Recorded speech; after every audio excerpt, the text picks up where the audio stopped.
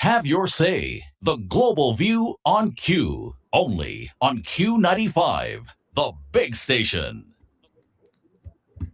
A pleasant good evening to you at home or in your vehicle if you are on the road or at work or listening on the radio or on the internet. Thank you for choosing Q95. This is the Global View on Q. A very warm welcome to all of our Q family listeners at home and globally. It is Tuesday, the 20th day of July 2026. It is the 30th Tuesday of 2026, and it's just about 7:57 p.m. in the studios at Q95. So we're a couple of minutes early on the big station. We're live on our radio frequencies on QTV. Please follow us on Facebook and YouTube at Q95 FM Radio. Share the live, like our pages, or on your phone numbers are on the homepage of our website at www.q95da.com. Get the latest breaking news and reviews on Q95 because you know it's true if you hear it on Q. We continue to revive the spirit of graciousness, love, peace, prosperity, and unity among our Kalinago and Afro-Caribbean brothers and sisters. This is, in fact, our 21st Global View on Q show for 2026, and we continue to engage with our local, regional, and global Q family listeners and friends of Dominica. I'm Sheridan Gregoire, Mr. G. With me tonight is my co-host Justice Dr. Irving Andre, Dr. Damian Dublin, Chairman of Dominica's Reparations Committee, who otherwise needs no introduction, really. Miss Merita Hyacinth, Chief Youth Development Officer, former teacher of history and IT, former education officer, JCI Senator, writer and owner of Magenesis. And also with us tonight is Miss Natasha Eloy Labad, 2024 Female CEO of the Year, member of the DRC, owner of Afro-Caribbean Art and Fashion Boutique, and outsource consultant. A very pleasant good evening to all of you, very gentle people. Tonight, we continue the discussion of the topic that we started off last week. And the topic is, what does reparations mean for Dominica?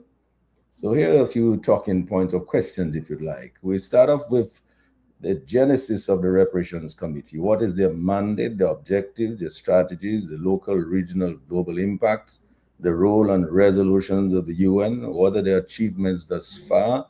What is the role of Africa, the connections with Africa, linkages, trade, direct flights? We will review their 10-point plan and the present status of the reparations movement. Then we'll ask, how do we go about selling the notion of reparation? Somebody's mic is unmuted. Please mute your mic. How was the reparations committee constituted to achieve the desired results? Did we tap into our human resources to enhance our chances of obtaining reparations? We continue to ask, what is the case for reparations for Dominica? What does it mean? Are we owed reparations? Who owes us, and how should this be measured?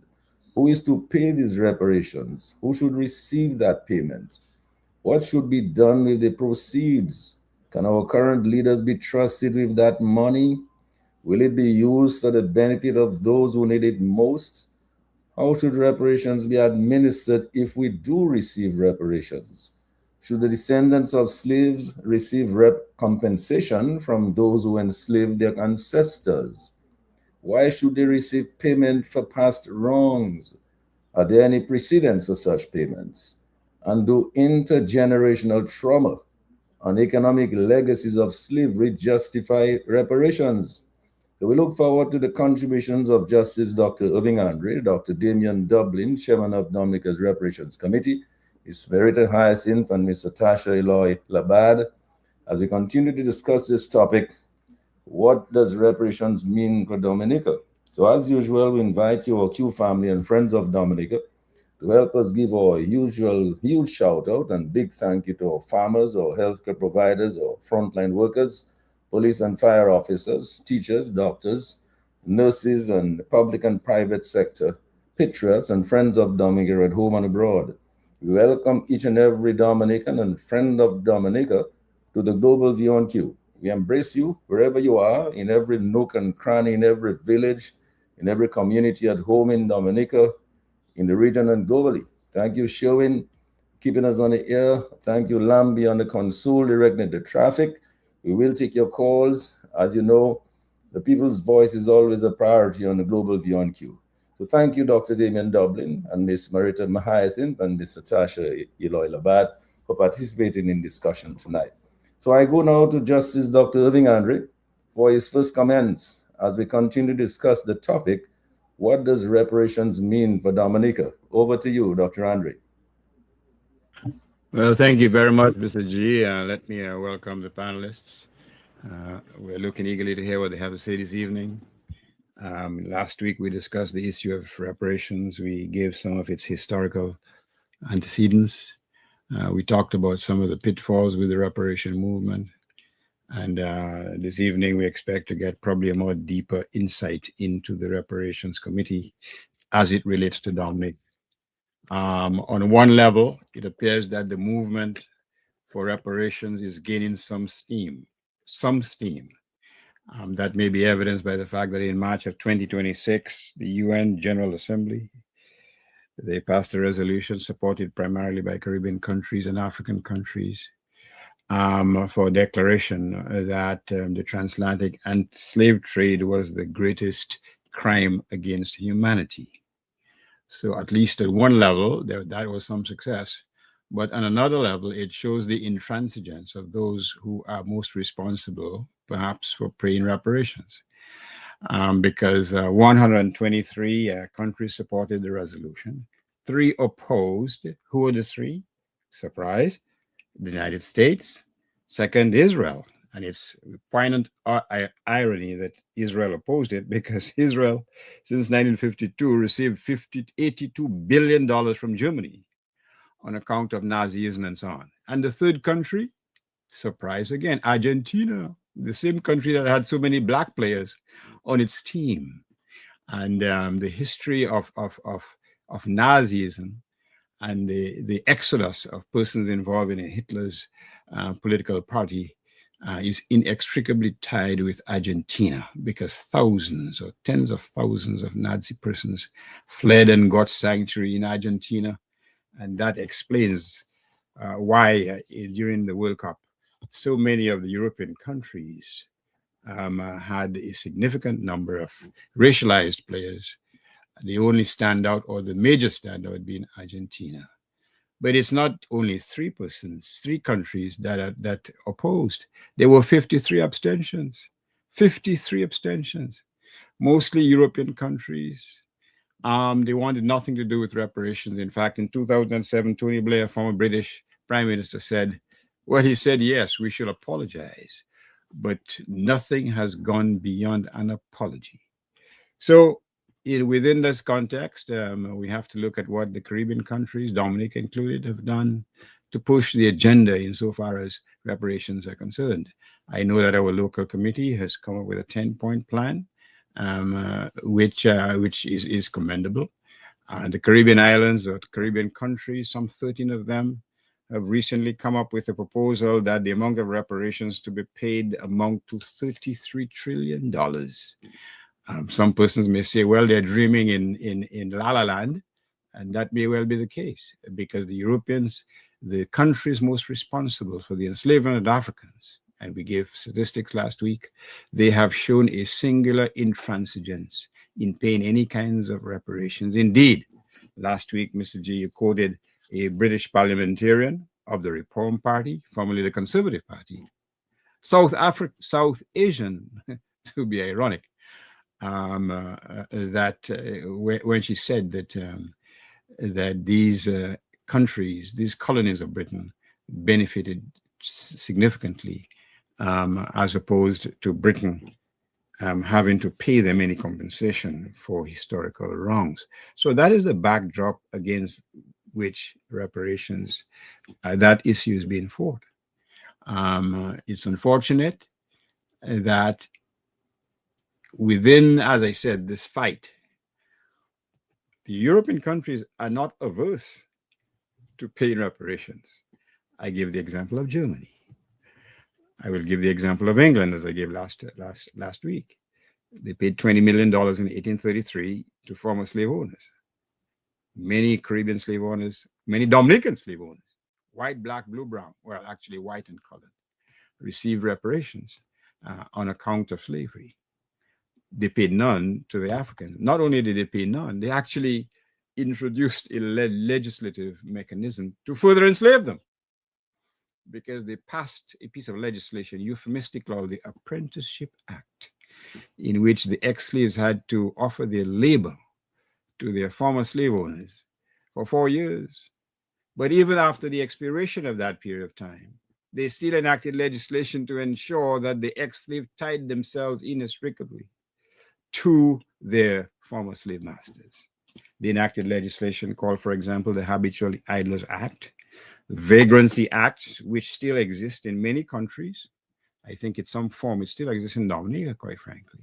Whereas if, certainly in Canada, there's legislation, particularly in the 1930s, if you're out of your house after 12, you're automatically deemed as a vagrant, and you could be charged and prosecuted and imprisoned. In fact, in the 1930s, particularly indigenous persons, they were literally charged, jailed, and ordered to leave the city where they were charged because they were vagrants.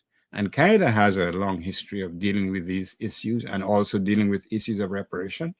They paid over $18 billion to the indigenous communities for the historical enslavement and ill treatment of indigenous people in Canada.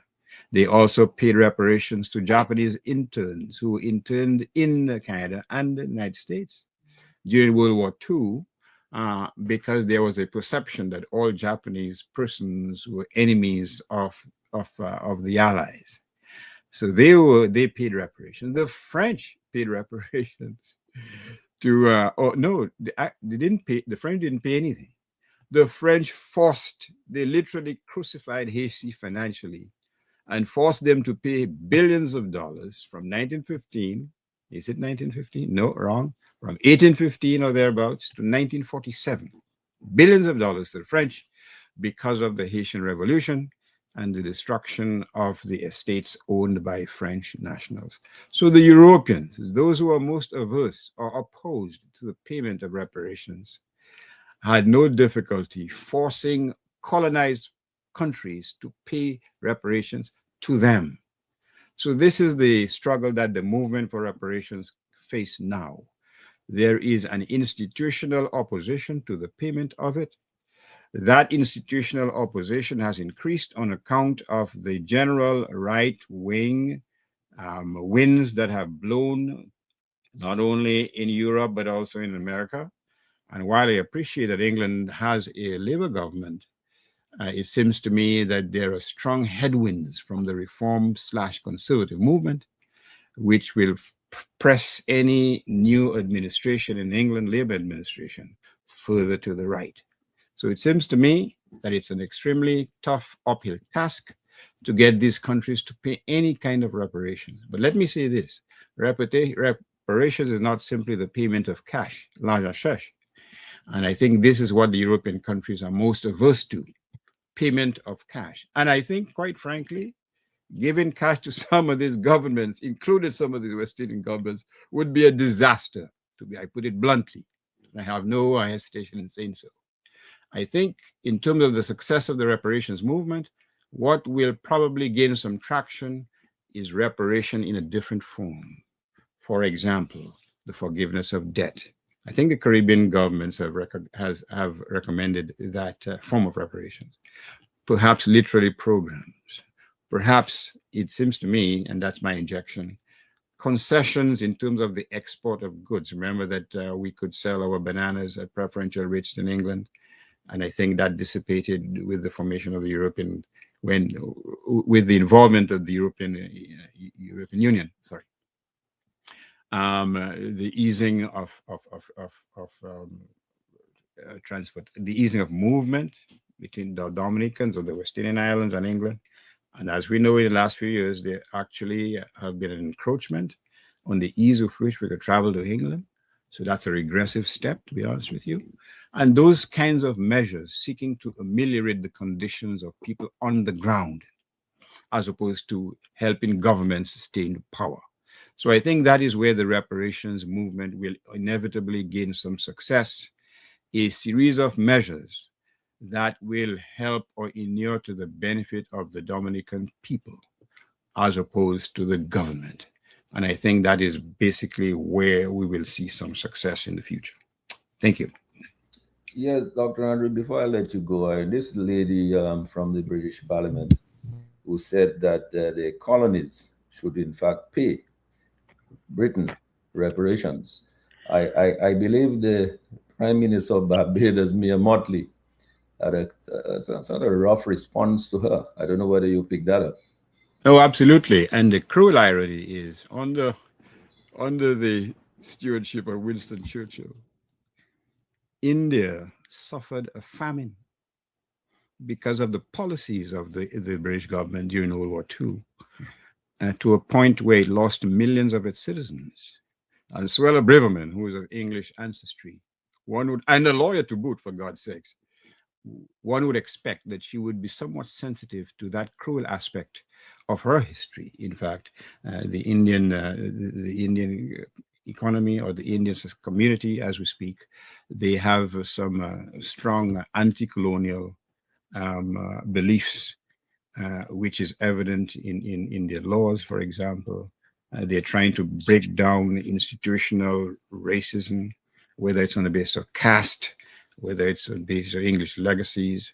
But in England, there is a kind of terrified consciousness in some sense, because India, in addition to South Africa, and right here in the Caribbean, the Dominican Republic, these countries, they have the biggest markets. For what product? Ointment to turn your skin white, Mr. G. So don't be shy that these countries are the biggest countries. In the West Indies, you also have Curacao. For persons for markets, for these types of products, to get your skin a whiter shade of pale, so to speak. Thank you very much. Thank you, Dr. Andre, for your very nice opening remarks. Dr. Damian Dublin, you're the chairman of Dominica's Reparations Committee. You've been you've let us know how long you've been since when the committee was started and how long you've been chairing it. And then you can talk to us about, to get this conversation going, you can talk about the genesis of the Reparations Committees, what their mandate and objectives are, and so on. And let's get started with you, Damian. Good evening to fellow panelists. Good evening to listeners. I think Dr. Andres set the piece well. They gave a good synopsis of the whole reparation movement and the difficulty we face, but we forge on. CARICOM took a very important decision in 2014 when they decided to establish a CARICOM Reparations Commission. We call it CRC. 2014. Fortunately, I was at that meeting, but I wasn't supposed to be there. There was somebody else who had to go, but the person couldn't make it, so they recommended me, and it was an experience. At that time, the whole reparation narrative was around. I mean, the Rastafari and the movement for New Dominica. These guys have been calling for closer connection to Africa and realization of your roots. So it was a really eye-opener. Now, one of the mandates from that meeting was to form national reparations committees in islands where they were not. There existed reparations committees in Barbados, Jamaica, St. Lucia, Antigua, Bahamas, but in Dominica, there's not a reparations committee. So on my return, we established the committee in 2014. Incidentally, because it was a CARICOM initiative, the first reparations committee was established by an act of, it was really a cabinet decision where the members of that committee were it was well spread out. There was the Kalinago chief was a member, the trade union rep, Pan-Africanist, Rastafari. I think Dr. Lennox Honeychurch was on that initial. So the initial committee of 9, given a mandate to serve for a period of 1 year in the first instance. they appointed me chair of that committee, so I took charge. And the good thing is the CARICOM Reparations Commission, the way it's set up, the chairman of all national reparations committees are members. So when the CARICOM Reparations Committee has meetings, the chairman of the various national reparations committees sit at this meeting. So we are kept abreast of what's happening at the wider level. So when this committee was formed, we realized the first order of the day was to really disseminate information and create awareness. So we set out to have public address, go to the schools, to the college, have panel discussions, and really generally creating awareness. I also realized that the first committee had no women representative on it. The committee of nine men. So we made a recommendation that the committee should be expanded, and it was expanded. The 2 women were included. They had a representative from the National Youth Council and another women. So it moved from 9 to 11. It was further expanded to 15, where more representation was obtained. So basically, the committee made a number of recommendations. We felt that the question of Black history should be taught in schools. We felt that there should be a naming and renaming project. Basically, like naming, we realize we have a lot of prominent people, a lot of national heroes who have excelled in various fields, in teaching and other aspects.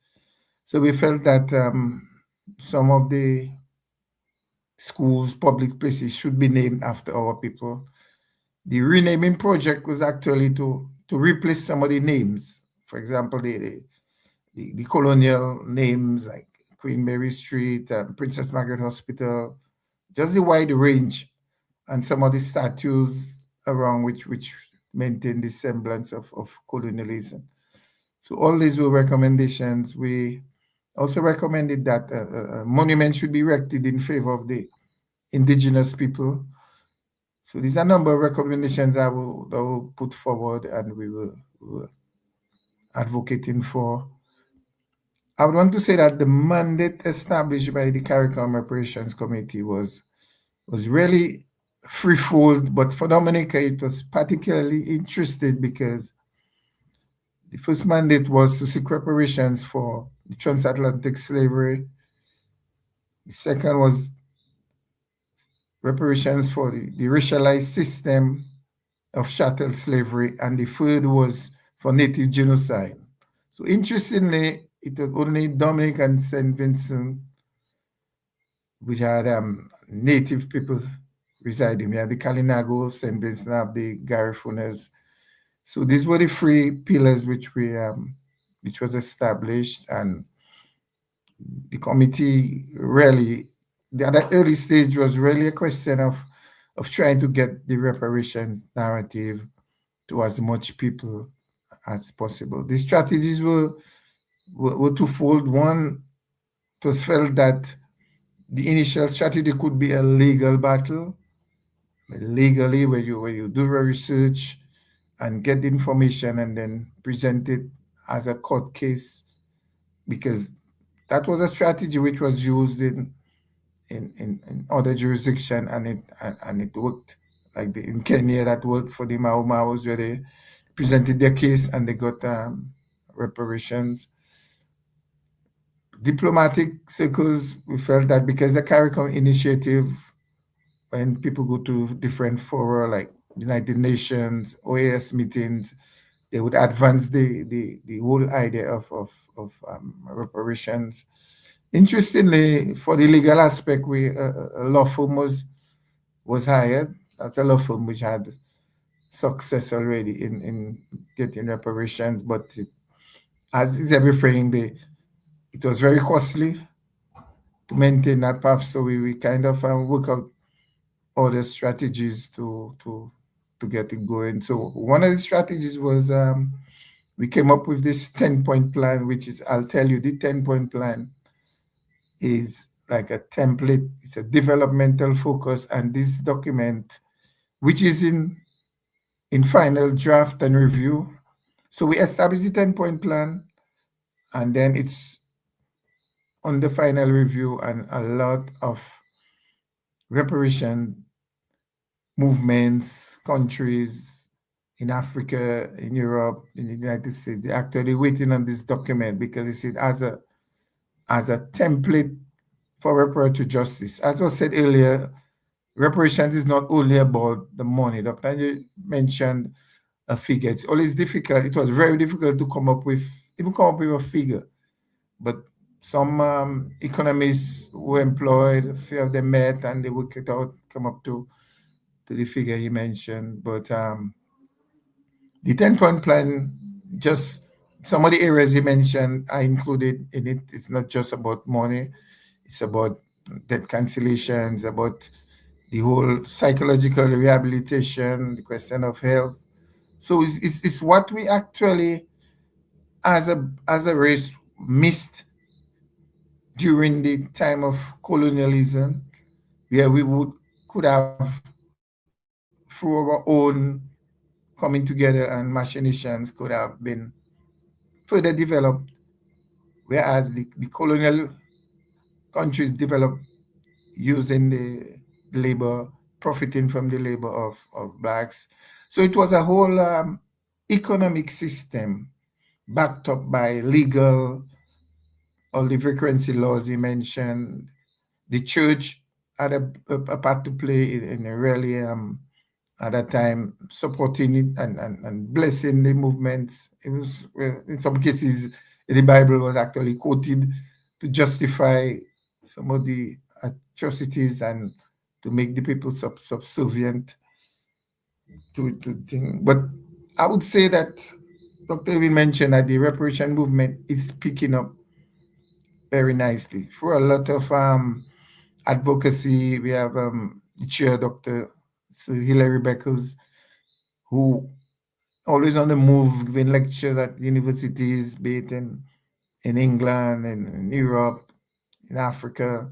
And we can actually now see some sort of movement and feel more confident that the reparation movement is picking up nicely. As was mentioned, this historic event that Ghana pushed, and I want to mention that CARICOM Reparations Commission was side by side negotiating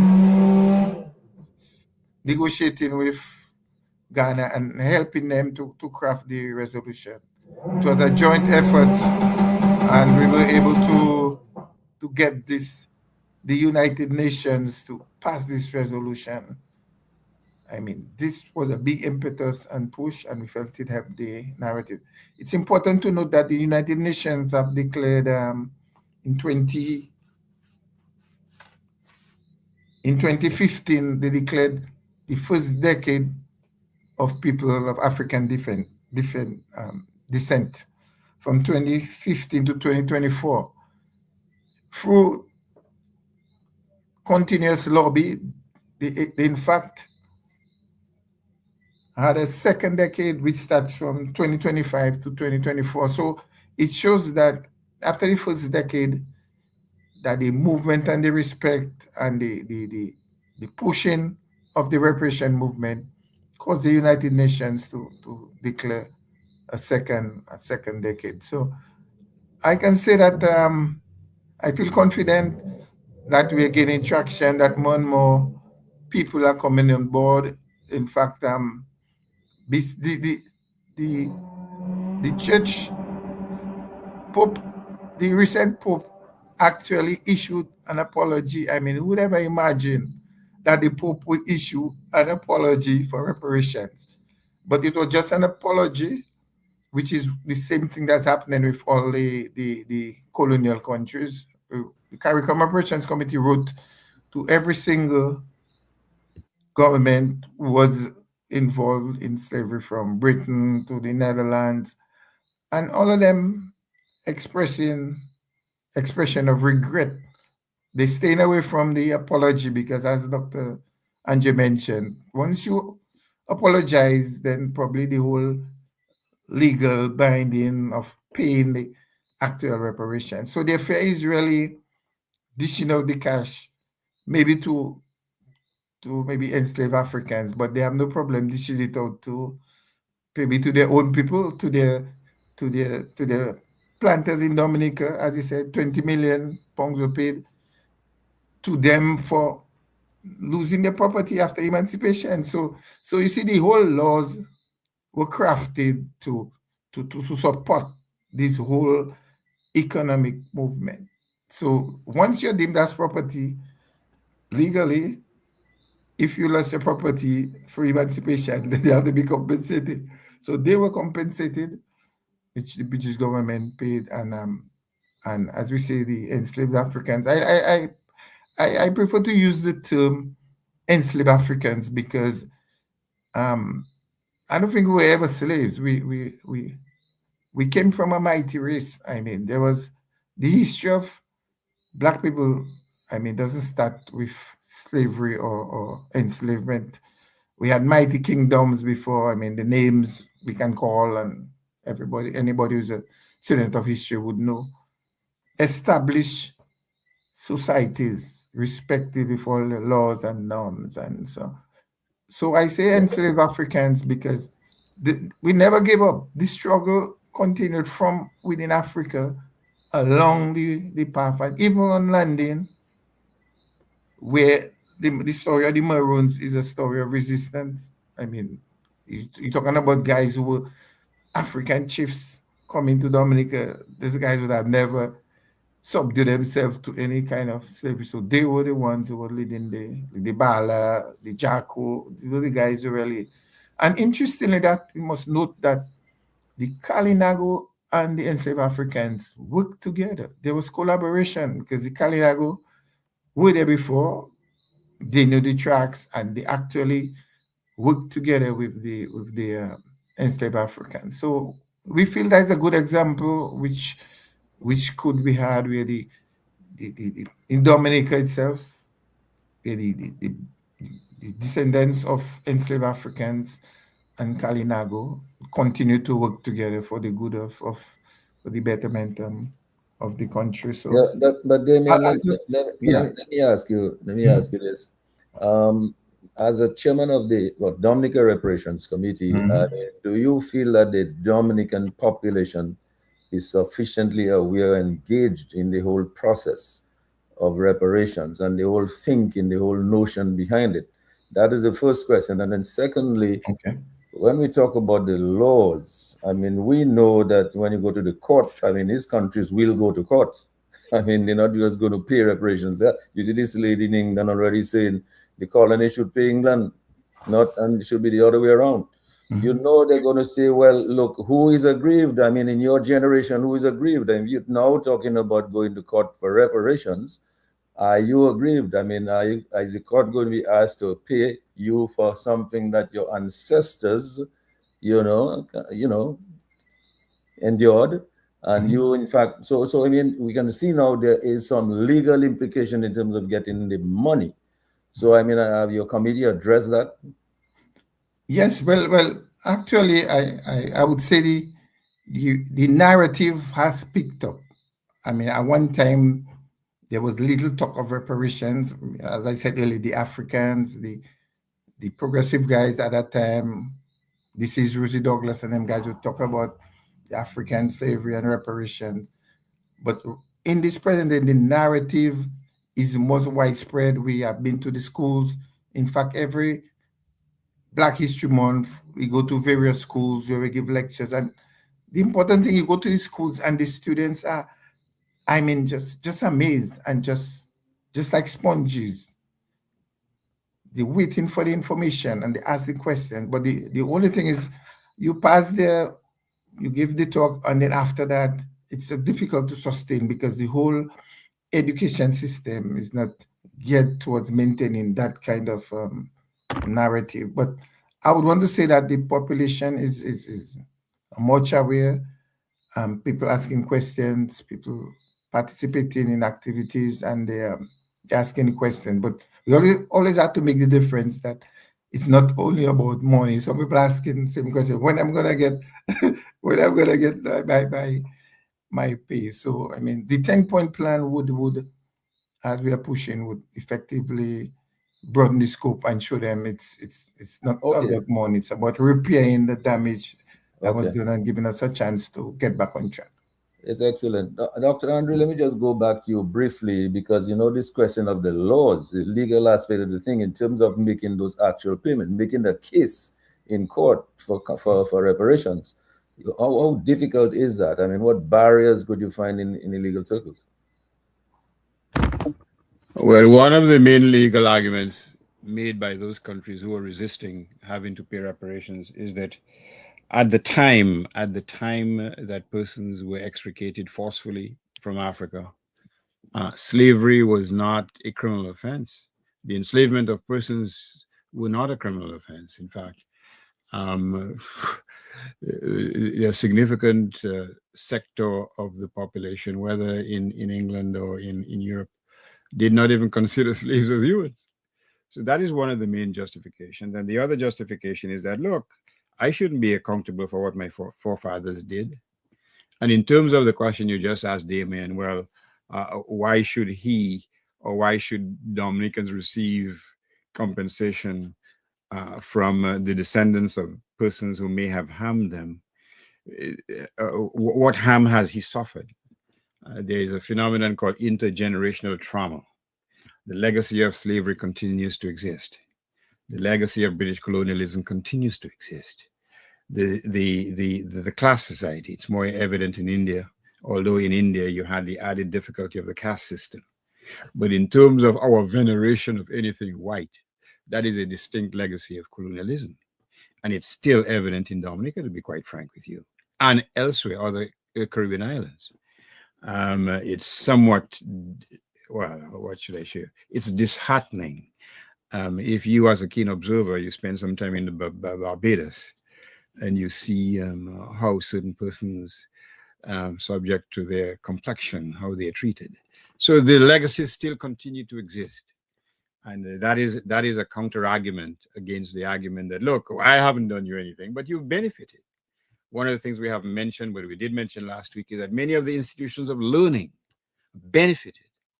Oxford, Harvard, in kind of McGill, Queen's University. McGill was named after a slave owner.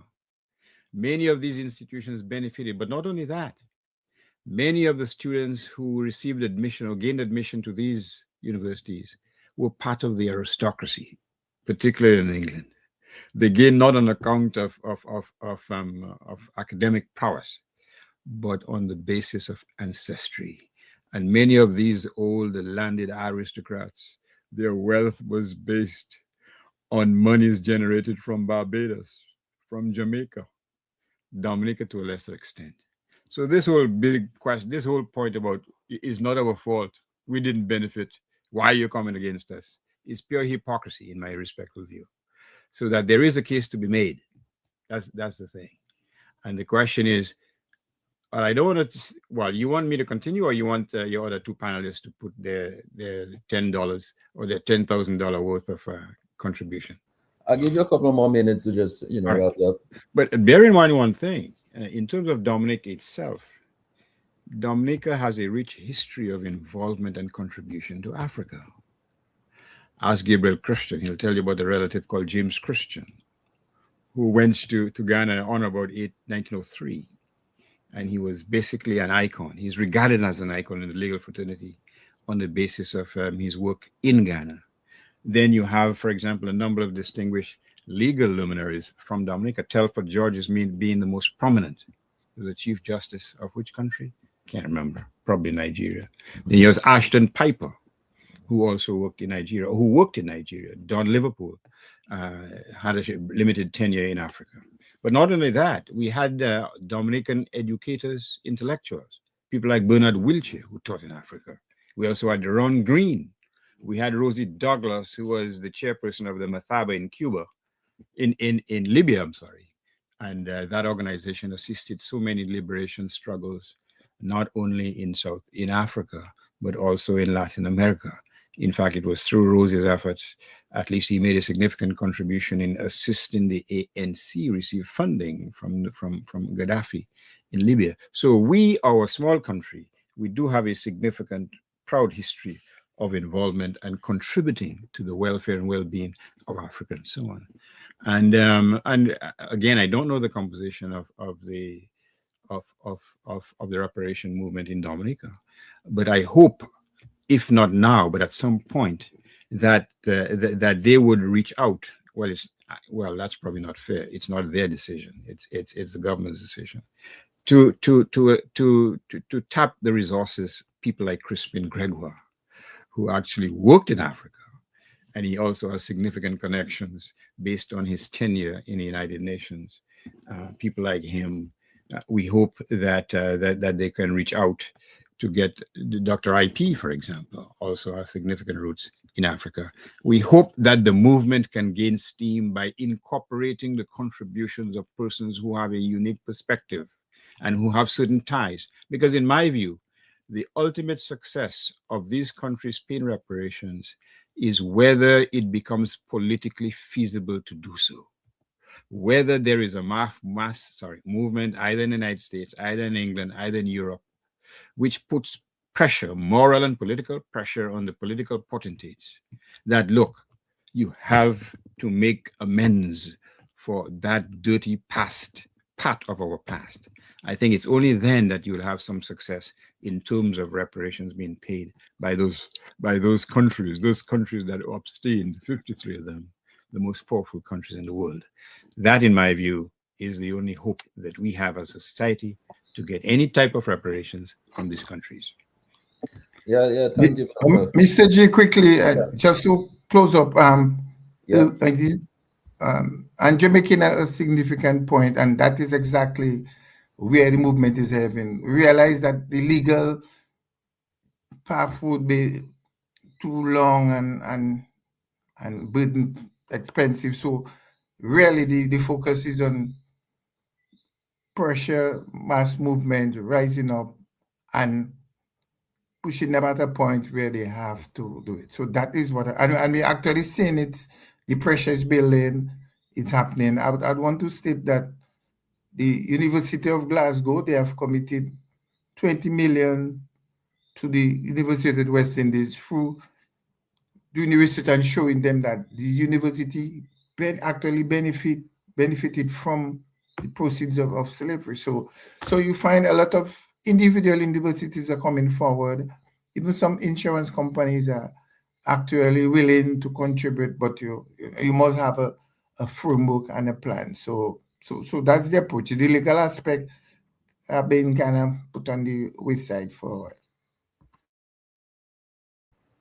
Okay, excellent. Of course, as I go to Ms. Hyacinth, I just wanted to note the comment made by Dr. Andre that the government and the committee needs to tap into the resources that are available, the Dominican brains, Dominican expertise, Dominican experience, people who have experience in Africa, to be able to enhance the whole movement and to really make the case, you know. So, Ms. Hyacinth, good to have you on tonight.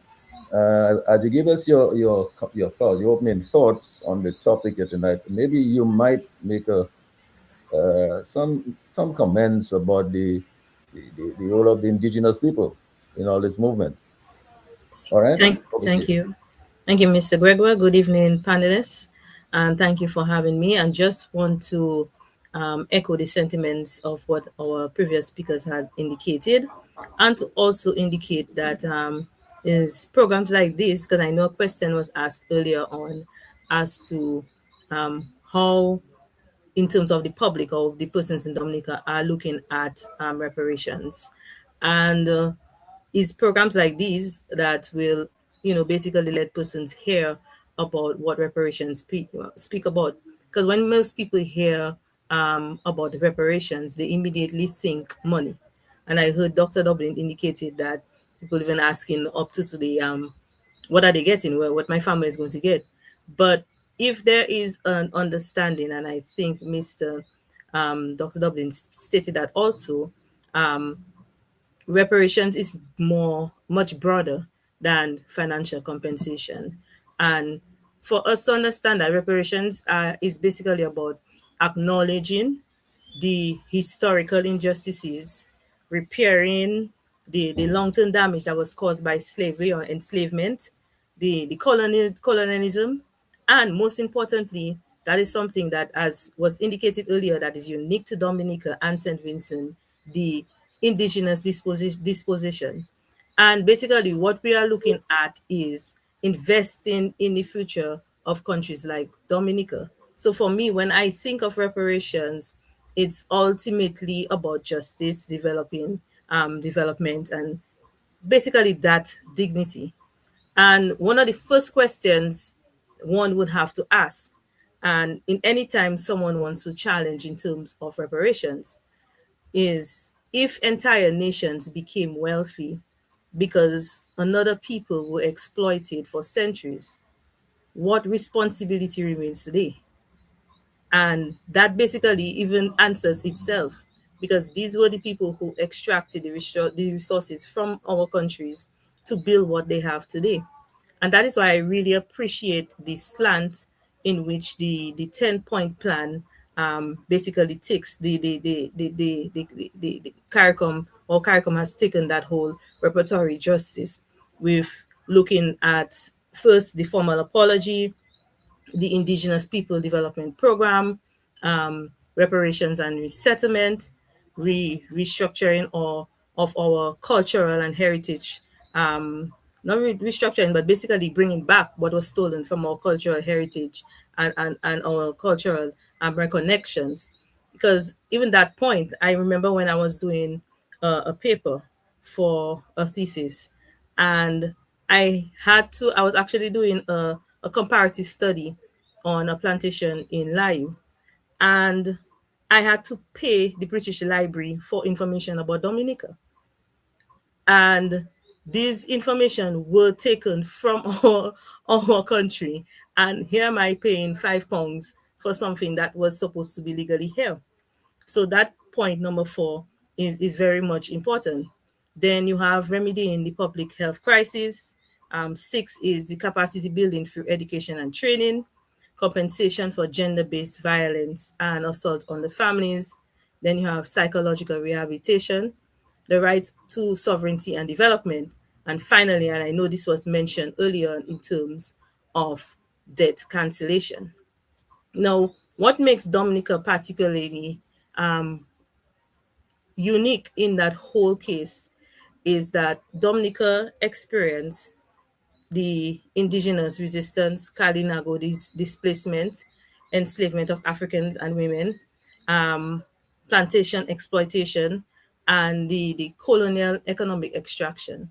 So that is why, in terms of Dominica, Dominica remain, if you look at the history of Dominica, unlike other islands, Dominica remained unconquered by Europe powers for much longer than most of the Caribbean countries. And that was because of the resistance of our Kalinago people.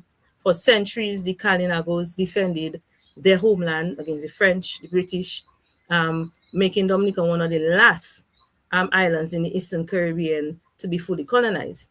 Now, their resistance, yes, it delayed the European settlement, but it also resulted in warfare, and it also resulted in displacement and demographic decline, and also the erosion of the indigenous sovereignty. So when we look at that, if we go back to the Treaty of Paris in 1763, Dominica, that was when Dominica was actually integrated into the whole plantation economy. And when that happened, thousands of enslaved Africans were brought into the island. And they were not brought there just for fun. They were brought there to to to to extract wealth, sugar, coffee, cotton, cocoa, lime, all other products. And the prosperity generated by the labor did not remain in Dominica. Had it remained there, we'd have seen a significant growth. But it did not remain in Dominica. Instead, it financed merchants, it financed banks, insurance companies, shipping enterprises, churches, governments in Europe. And while the island itself remained largely dependent on the colonial economy, designed to extract wealth rather than to build local prosperity. So it was just taken from the country itself. And Mr. Andre said it well, emancipation did not even end it, because the inequalities created by enslavement continued even after emancipation. So for Dominica, the argument for reparations is therefore not based on victimhood, but it is based on the historical events that wealth was systematically extracted from this island, while the people, both the Kalinago and the descendants of the enslaved Africans, were denied the opportunity to accumulate wealth, develop institutions, and to determine their own economic future. Now, if we have to zero in on the Kalinago people, when we are discussing reparations in Dominica, we must remember that, and Dr. Dublin said it, history did not begin with African enslavement. And that is one of the errors that most people make. And I don't blame them per se, because I was a teacher for 12 years and I taught history.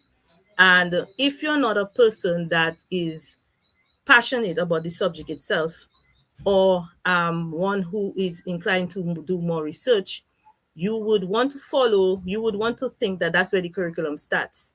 But then from the time when you look at the curriculum, it's actually there.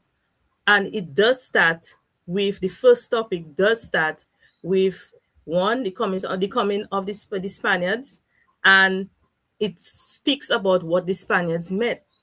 But what happens is that when persons look at the text, they only focus on the European aspect and they don't focus so much on the Kalinago people. And that's why most times when I speak to teachers, I encourage them that they are free to look at the information. There are a lot of Caribbean local writers who have written a lot about it in terms of Dominica historiography and Caribbean historiography that they can bring into the classrooms so that they can make the classroom more engaging, right?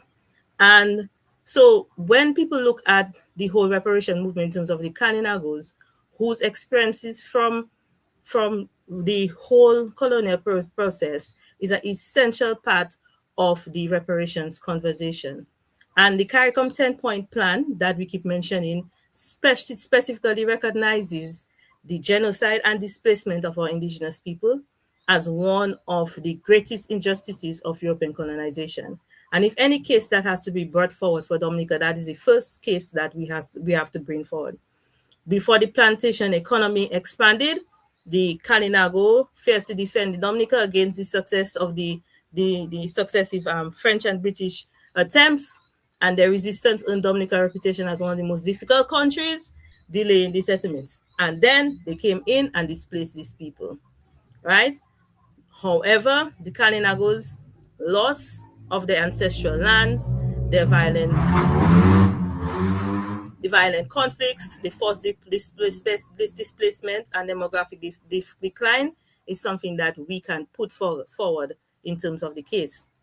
So for Dominica, what we can look at in terms of reparatory justice is the strengthening of constitutional and legal protection for the indigenous rights.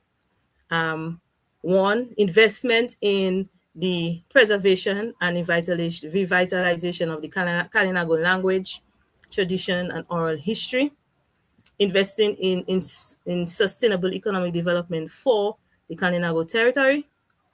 Supporting the indigenous education, research, and cultural institution. Documenting, returning, and preserving archaeological and historical sites that are across the island in terms of where there were Kalinago settlements, and expanding the opportunities for the indigenous entrepreneurship through whether it is through ecotourism or through the creative industries, and ensuring that the history of the Kalinago is taught accurately and meaningfully within all, I'm not saying our own, within all education systems. Not only that of Dominica, but it is something that's documented all over. Because I know that every child would know about the Indians in America and Indians and the cowboys, right? There is a way that we can allow them to know about the same indigenous people within the Caribbean and in Dominica. So basically, for Dominica, reparations cannot be viewed solely through the lens of only slavery. And our history also includes that the disposition on resistance of the Kalinago people, and the CARICOM 10-point plan recognizes indigenous genocide as a distinct injustice requiring redress. And reparatory justice therefore means preserving the indigenous culture, strengthening the economic opportunities, and protecting the heritage, supporting education, and ensuring that the Kalinago remain active partners in shaping Dominica's future. And that's basically if we speak about the repertory history in terms of the Kalinagos. Excellent. Excellent. Now, Steve Hyacinth, if you're listening, you should be proud of this young lady. Steve, I'm reaching out, giving a shout out to Steve. Hope you're listening to this discussion tonight. This young lady, your daughter, is very well informed and articulate. Dr. Andre, I want to come back to you for 1 minute before I go over to Ms. Eloy Labad, because, you know, Ms. Hyacinth just mentioned something about the Kalinago people. And then, of course, we know that when we speak about the Kalinago people, it cannot be just the people who live in the Kalinago territory, because, in fact, these people have a diaspora throughout Dominica. Because, I mean, you have Kalinagos living in Vacas, you have Kalinago, people of Kalinago roots living in Vacas, in Petit Savan, in Dailies, and you know, all over the place, all over Dominica. So in fact, there is a huge Kalinago population throughout Dominica. So your thoughts on the engagement of the Kalinagos in this period? Well, certainly, certainly they were at the forefront. They were the shock troops, so to speak, in terms of colonial resistance or the resistance of colonies. But there's one glaring aspect of their existence today in Dominica that still bear all the hallmarks of colonial paternalism and its rather negative effects. That is to say, the setting up of the so-called Carib Reserve in the early decades of the 20th century. It was done ostensibly to protect them.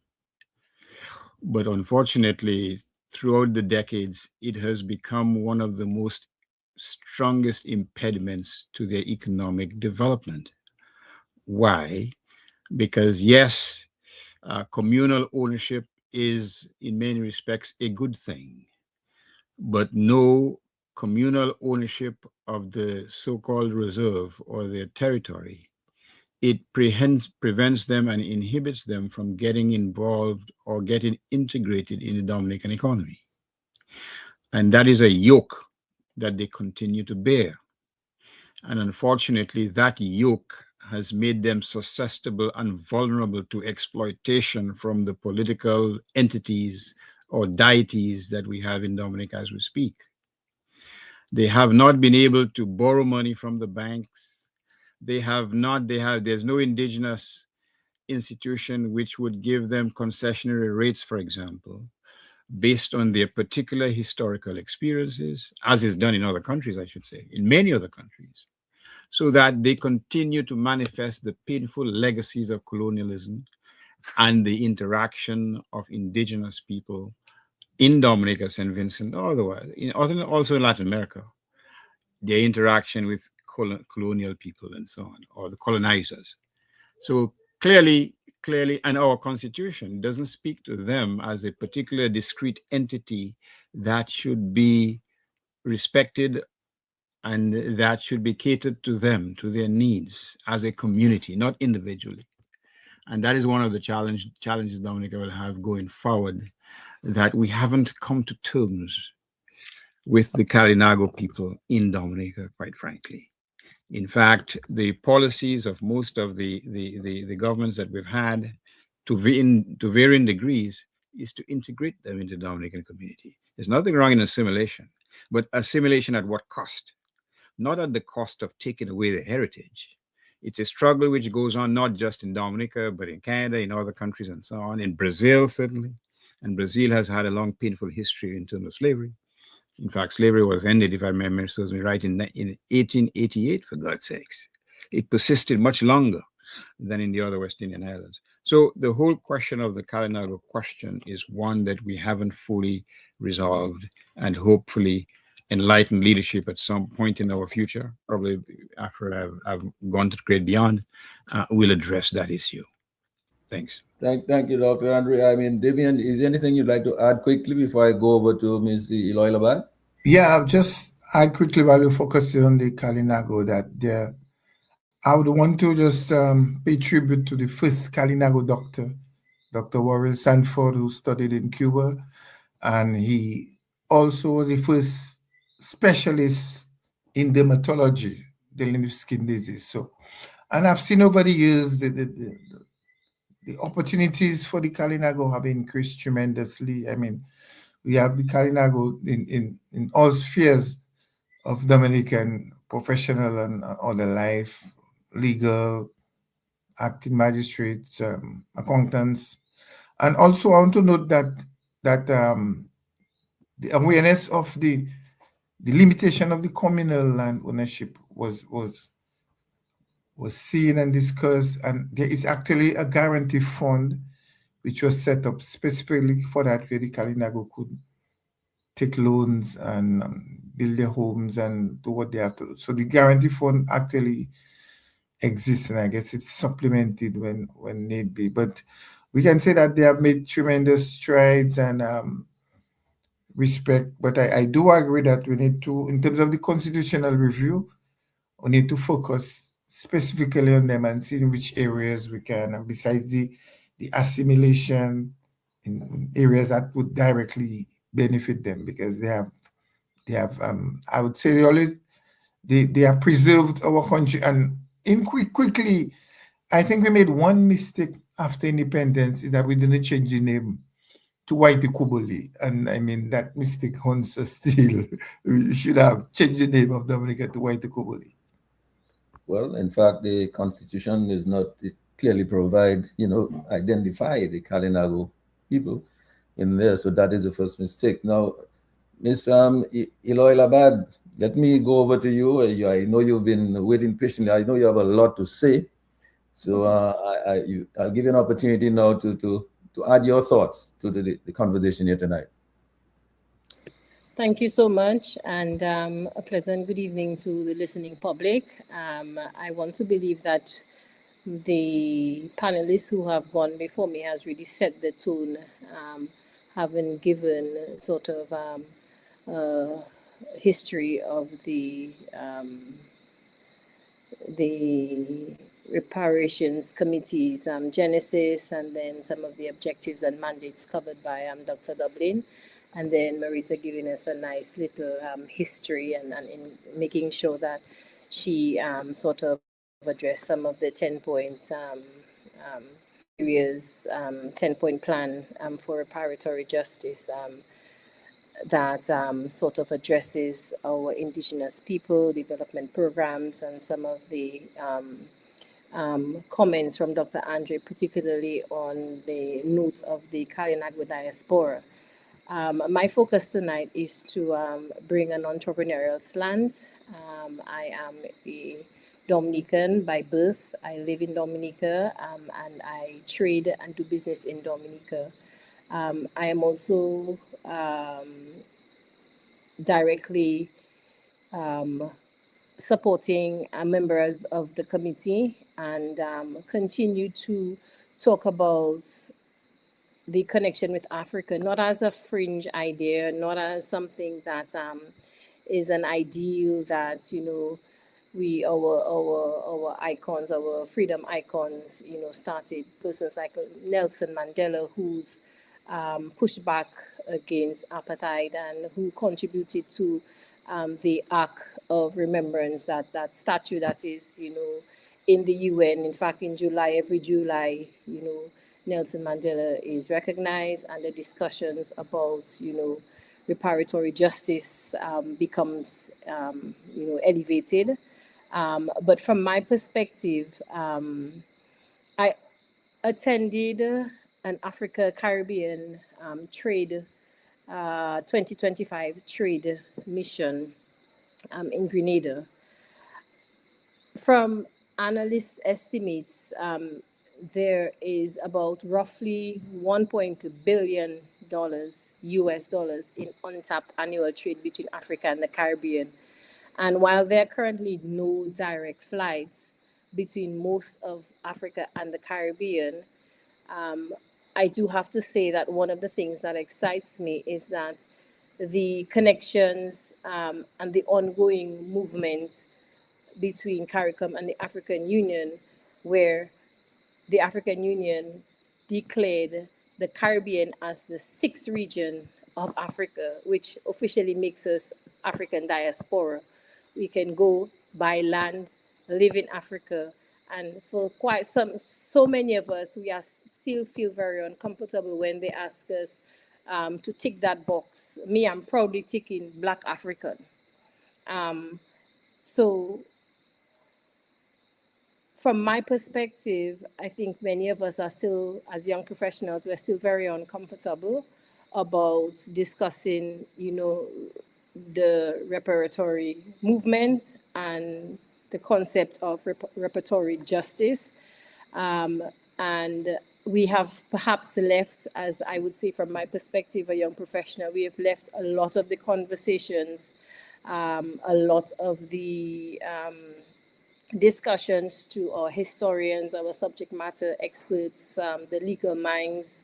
And now this is an opportunity for persons like myself who have found herself trading directly with Africa, importing from Nigeria, importing from Ghana, working with local designers across the Caribbean, and connecting the Caribbean and Africa in a way that I would want to believe that Marcus Garvey would be proud.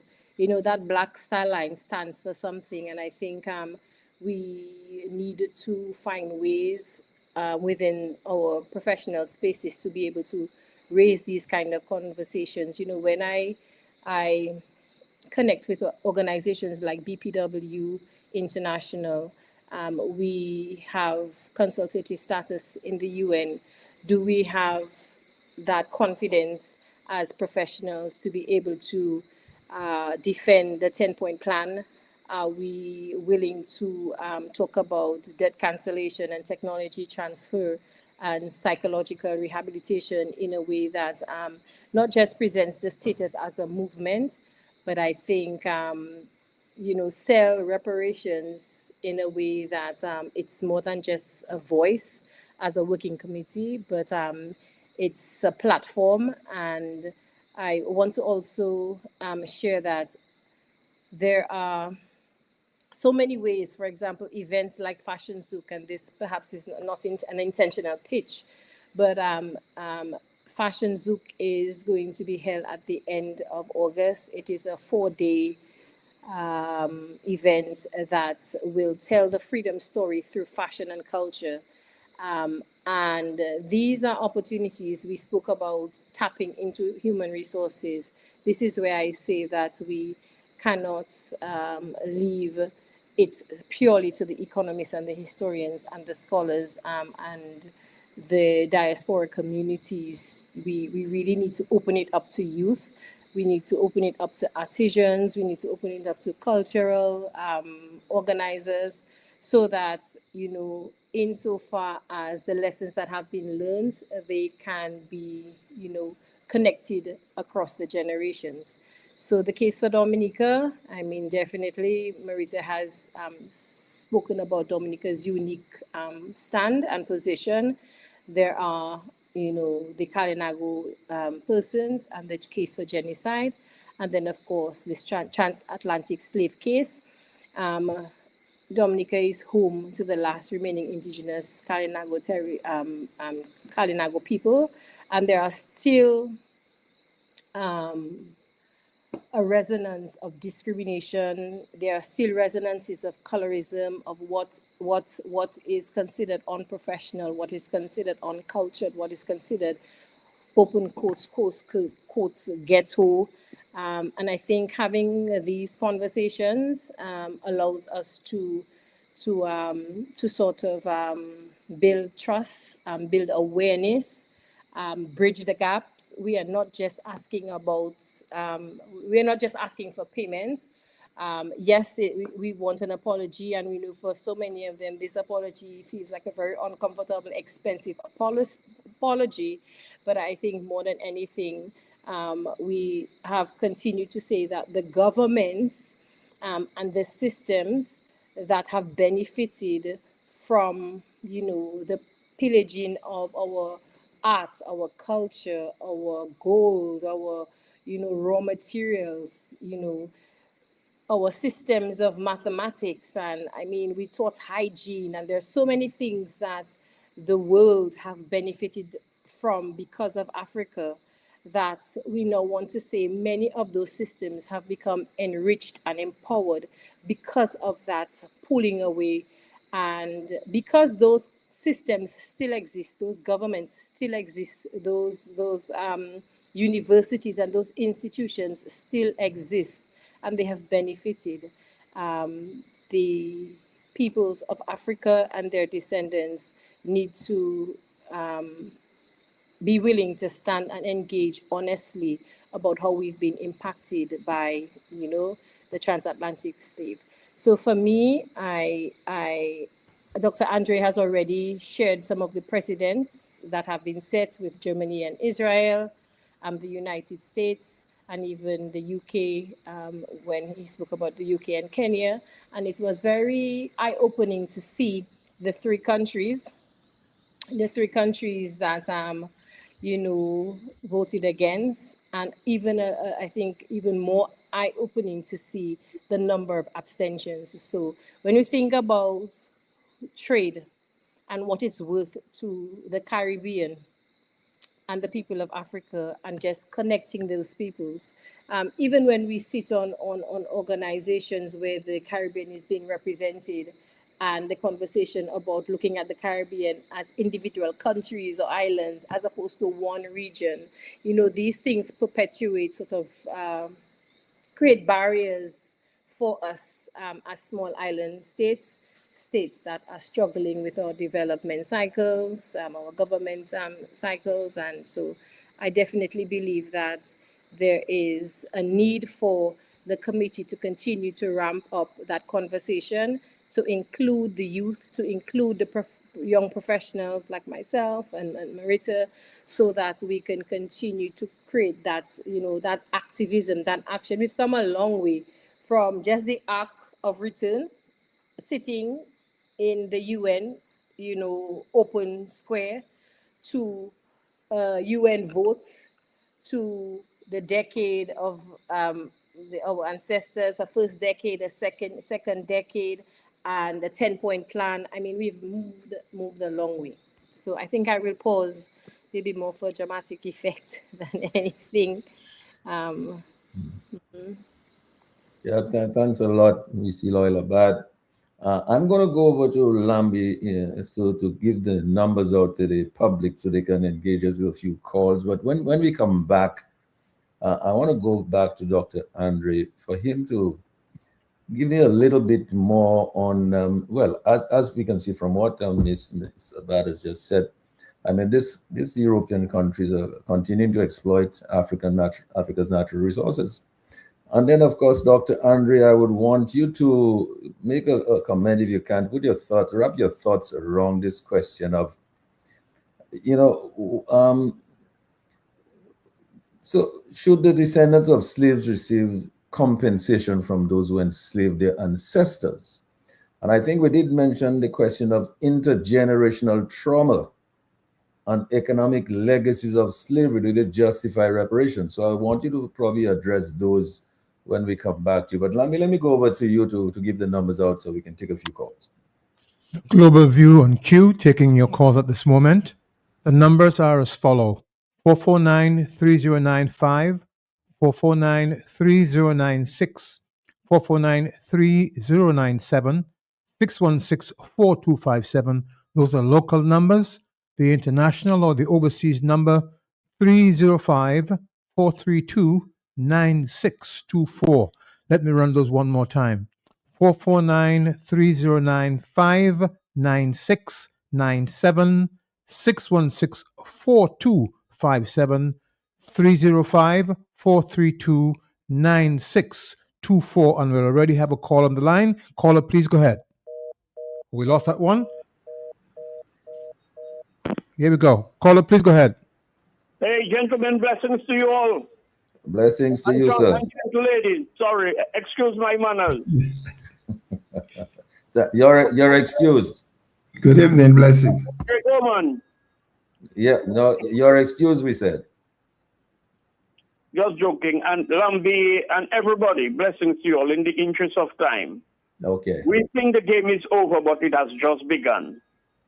You know, racism and prejudice, even we against the Kalinago people and against ourselves, because we can't be racist against our own selves. We can only be prejudiced against ourselves. But racism, we manifesting against the Kalinago people. So all that get all in a bouillon, so to speak. Voluntary slaves, the church, the bank, and government. All of them want to be masters, not want to be, they are the masters, the modern day masters. You have these three institutions that are manifesting and exercising the voluntary slaves, just like on the plantation, some people to escape the hell.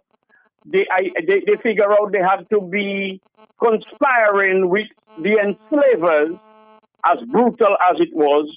They could not imagine themselves being on the receiving end. So they join, you know, into the melee. Adding insult to injury. We can do it too. Punchinella. What can you do? Punchinella in the shoe.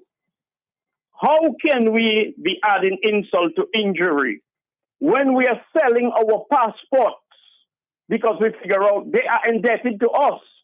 So we can violate the global security because our passports end up in the hands of crooks and criminals. And now we figure out, for me to stop, you have to give me something. What's the word they use again?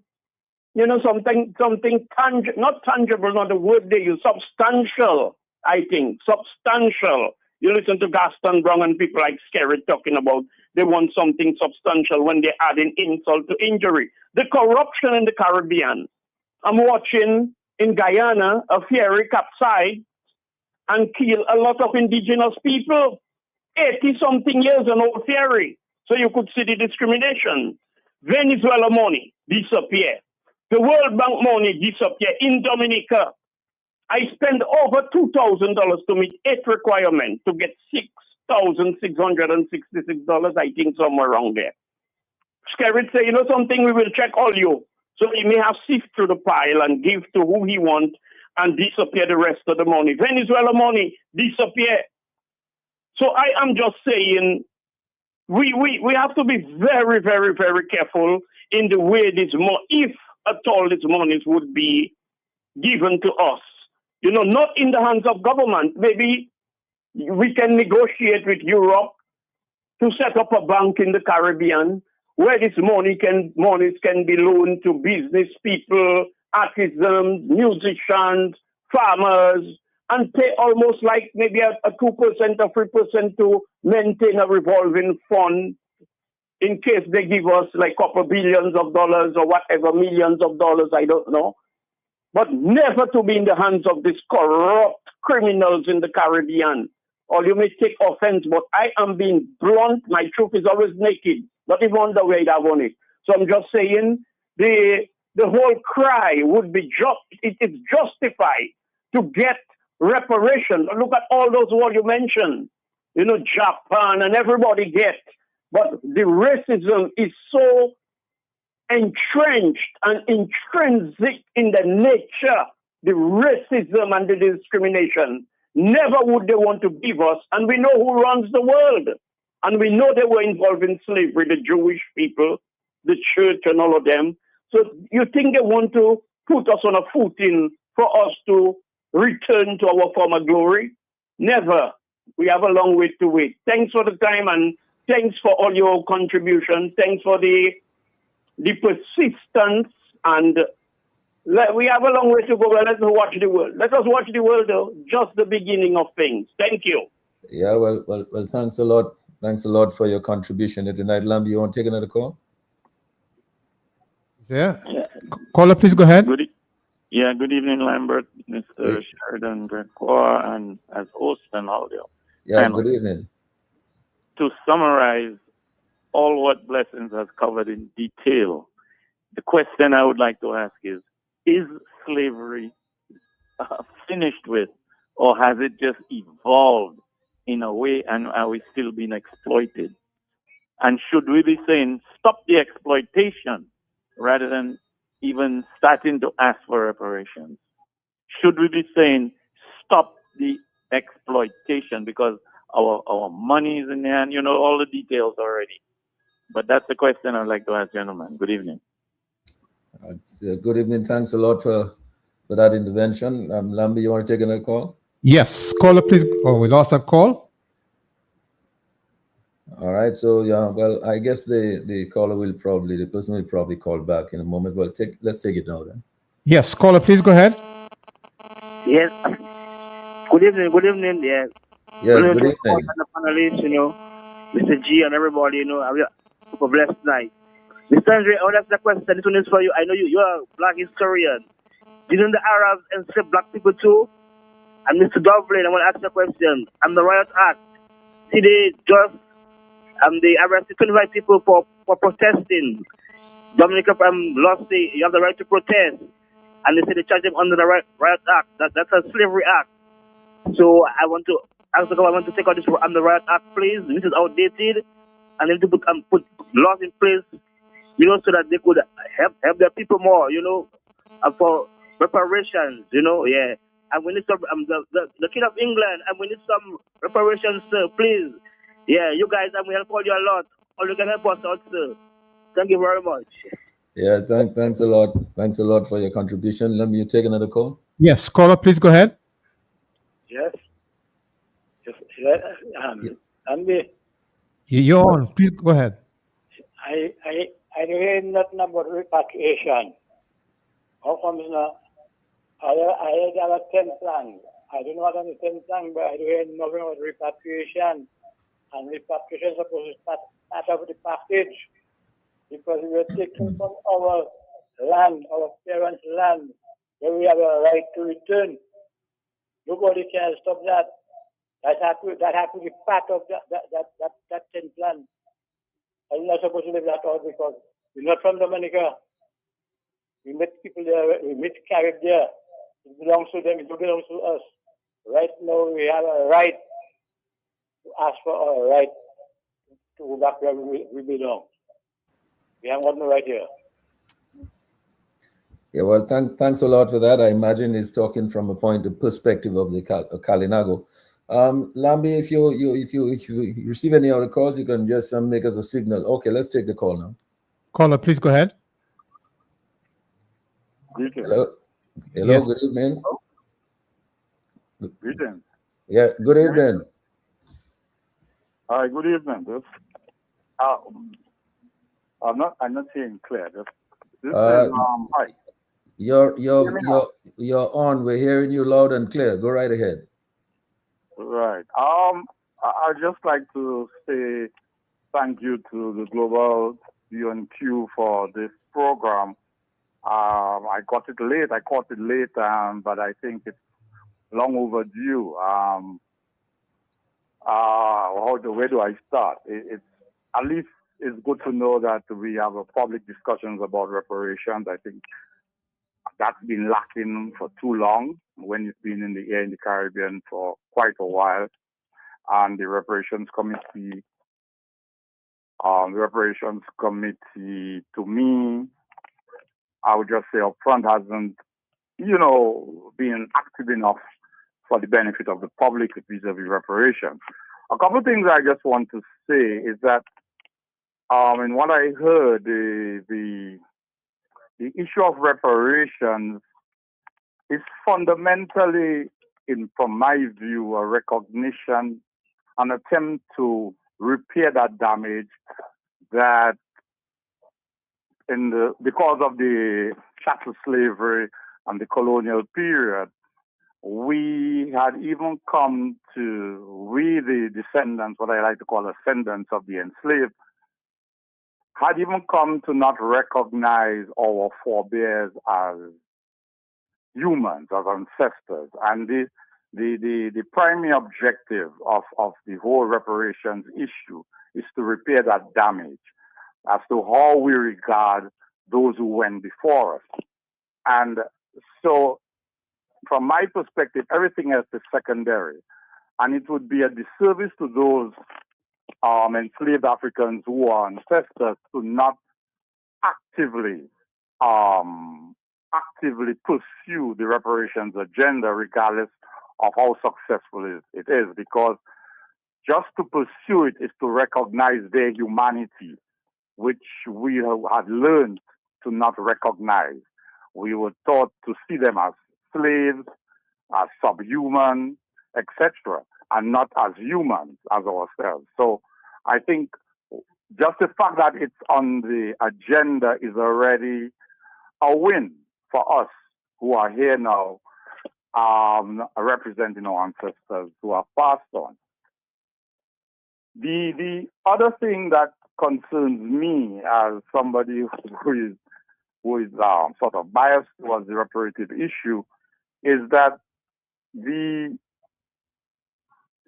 repair that we seek and we tend to concentrate a lot on the economic aspect of it, which is natural, which is understood. But the fundamental reason for that is, as Dr. Andre alluded to, is that the effects of that injustice or that inhumanity of man to man still lives with us today because of the intergenerational trauma that has been transmitted from generation to generation. But at the same time, the descendants of the enslavers or the colonialists are enjoying the fruits of that. So whilst we are reaping the negative aspects of it, the descendants of the enslavers are enjoying the positive aspects of it. So therein lies the argument that refutes this thing that, well, we weren't the ones who enslaved you, we weren't there, and so it is sort of not just to expect us to repair the damage. But that argument, I mean, even if it's not a legal one, I understand that. But from a moral point of view, from a humane point of view, it is justified. Because whilst one side of the argument is suffering from those activities, another side is enjoying and benefiting from those activities.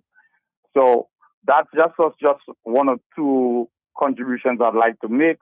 And I'm curious because I was listening to this thing, I was trying to figure out, well, in the Dominica context, seeing that so little has happened, I was wondering under which ministry in Dominica does this whole issue of reparations lie?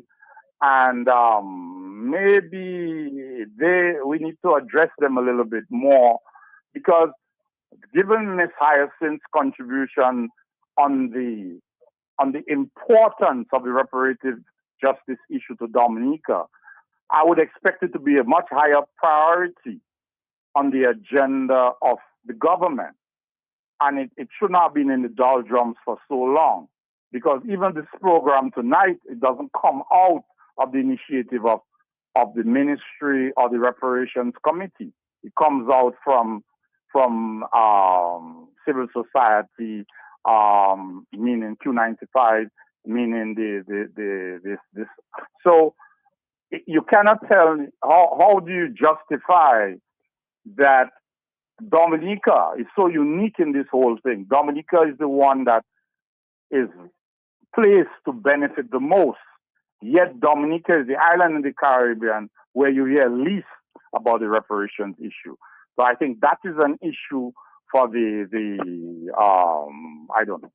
the committee as well as the government ministry that is under which the reparation issue rises to address, because you cannot not be addressing it here and then you're talking about we talking about other people addressing it when it is most important to Dominica as an island in the Caribbean.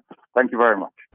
Well, thanks a lot for that contribution. I'm sure Dr. Damien Dublin is taking some notes, and when we come to him, he will respond to that. But Doctor, let me just go over back to Dr. Andre. Dr. Andre, I hope you heard much of those comments made by 2 or 3 or 4 of the callers.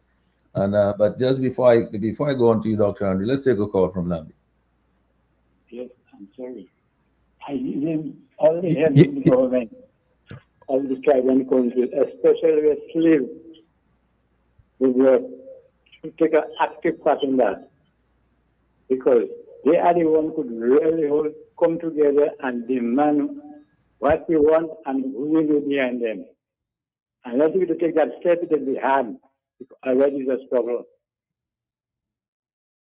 Yeah, thanks a lot for that contribution. I can see there's a lot of interest in the discussion. Lamb, you take another call? Yes. Caller, please go ahead on the overseas line. Caller, are you listening? Go ahead, please. Nothing heard. Go ahead. All right. So it looks like maybe this caller will call back. Yeah, Dr. Andre, let me just go back over to you because you see these calls are coming in. So for your further comments on some of the questions asked tonight. Yeah, just a few things. One of your callers made the question about Arabs being involved in the slave trade. Well, the unfortunate and inconvenient truth is that Africa was the unhappy hunting ground for everyone with power. And the fact that Arabs were involved doesn't make it right. On the contrary, it just indicates the magnitude of the problem. You asked, Mr. G, should descendants receive compensation? Let me ask you this. Should the descendants of those persons, the Jewish persons who were killed during Nazi Germany, should they receive compensation? Should indigenous people in Canada who were victimized by rabid colonization and racism, should they not receive compensation?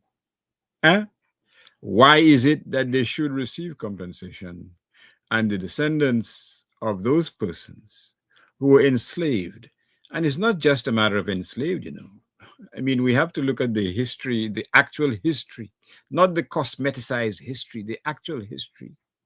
Read the book on slavery in Haiti, in Jamaica, in Barbados, right here in Dominica, well, right there in Dominica.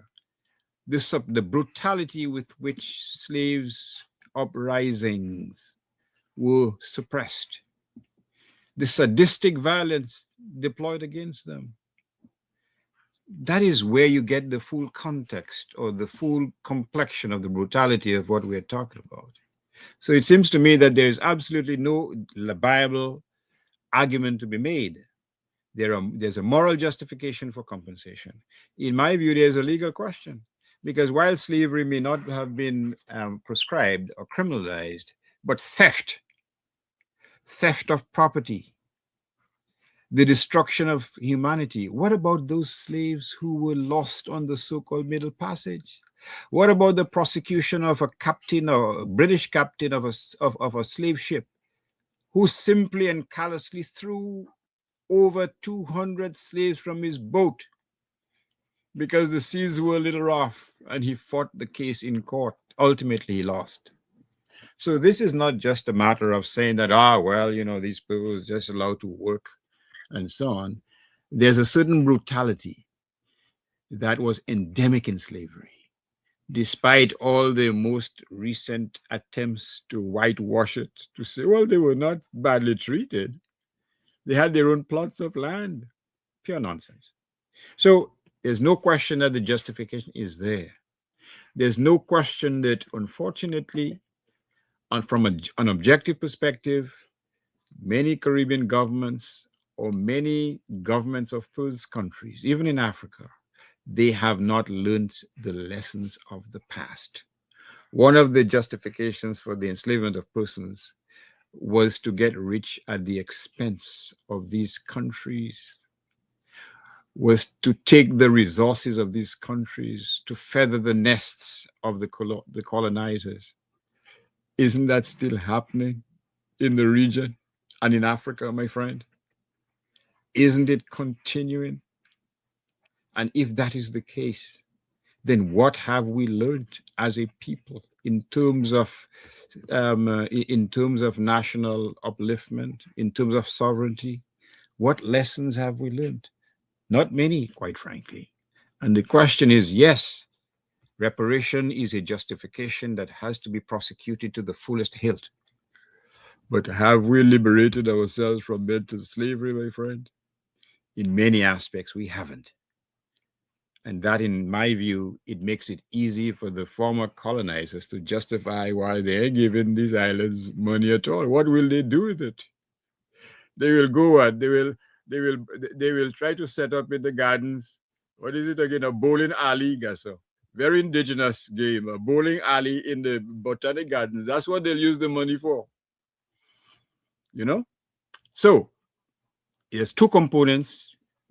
Reparations is a justification that has to be prosecuted, but at the same time, we have to act on the benefit of our indigenous people, and we have to ensure that whatever form reparation takes, it inures to the benefit and upliftment of the persons in the islands, the former descendants of former slaves. We're not talking about charity, you know. We're talking about reparation. We're talking about giving back what you took, atoning for the harm that you did. And we're not using religious dogma to justify this. We're just using standards of what is right and what is wrong. There's one component of this restoration thing that we haven't talked about: the repatriation of artifacts.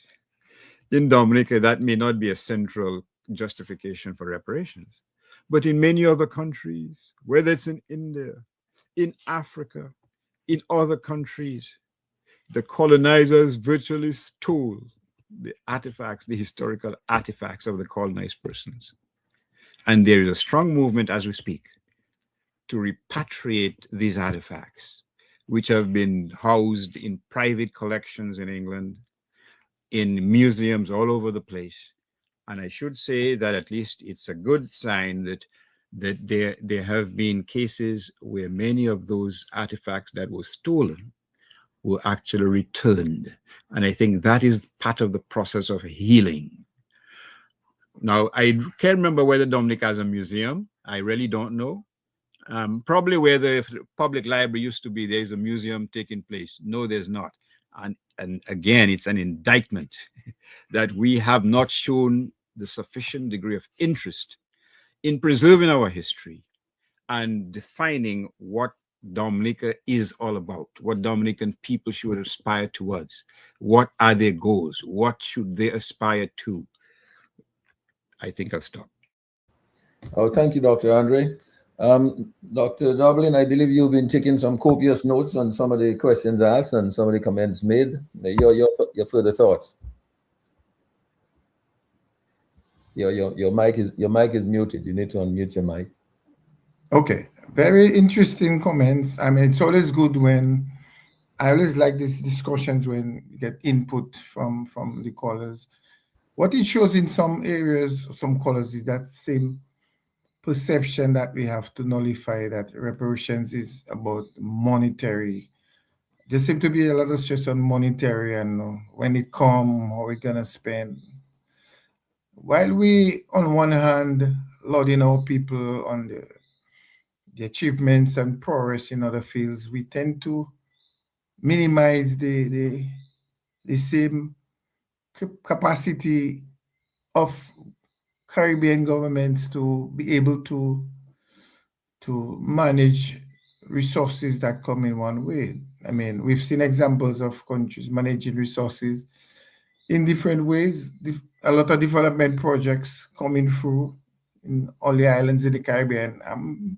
So that is management of resources. I mean, whether it's from loans, grant, negotiation IMF or World Bank, and they manage it. But I think we just need to have a little more faith in our people. I mean, you have a right to be concerned, but that constant talk sometimes I hear of the money comes and it goes to government. Government is a cycle. You have a set of politicians there in government. Next election cycle, they're gone. Another set comes. So if we keep that perception as a general, as a placard and politicians and governments, we need to really just be more practical in our thinking in that aspect, because we in the Caribbean have done a lot and developed. We have this, for example, this EC dollar. I mean, the stability of the EC dollar is remarkable. I mean, growing up from little boy to up to now, how many years, the EC dollar, it's still the same. So it shows that we have people who continue to be resilient. Another question was repatriation is. Let me just butt in there for 1 second. Yeah. Like you mentioned the EC dollar. I was on the board of the East Caribbean Central Bank. It was called East Caribbean Currency Authority at the time when the EC dollar was pegged to the US dollar at 2.7169. So I recall all of the discussion, the conversations around that time. I mean, in terms of our doing business, we stopped doing so much business with the UK, and a lot more trade was taking place with the US. So I mean, I just wanted to say this because I had personal experience when this, at the time I was on the East Caribbean Currency Authority board, when the dollar was pegged at a fixed parity of 2.7169 to the EC dollar. So I could talk a little bit more about it, but you go right ahead. Yeah. Thank you for that. On the question of repatriation, I said repatriation is part of the 10-point plan, and it's a very important aspect for two reasons. I think Dr. Andre mentioned an aspect which is interesting, the question of repatriation of artifacts, which seemed to be a big movement with a lot of artifacts. In fact, I went to London and I was amazed. I mean, when you go in a park or the museum, I mean, you see all the artifacts are there from Africa, from everywhere. You can go to London and get the history visually of probably all the African countries, the drums. In fact, just recently, there's a movement in Kenya to get, the ancestral drum. That drum is about maybe 10 or 15 feet high, and it's there in the museum. So there's a movement to get that back to Kenya. And that was a big symbol of the people. So that is key, the question of the written of the artifact. Repatriation of diaspora is happening. Ghana actually established a year or two, year of return, where they were calling all diasporan Africans to come back. Burkina Faso have a citizenship, special citizenship program for all their people who are out and other people. I'm part of an organization called ADI, which is headed by, she was a diplomat, this very powerful lady. I think it's Ira. So the name can't come now, but a very powerful lady. And she has this organization. Maybe Dr. Andre might be able to help us out. Yeah, she come there something. She was an ambassador at the UN and then fall, and then she created this movement. She's from Zimbabwe, but the name cannot come right now. But she has this movement, this is called ADI, and that's because of their influence, they're able to get citizenship for people who are in the diaspora. But the question of repatriation is very important, especially for the Rastafari. They have been hitting at this aspect for a long time.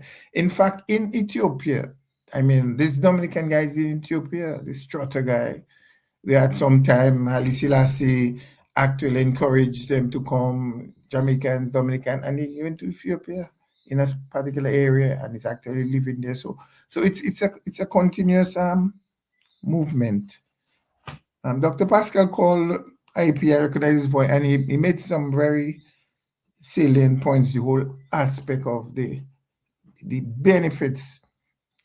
The descendants continue to enjoy the benefits while we continue to feel the negative effects. So that is justification, moral.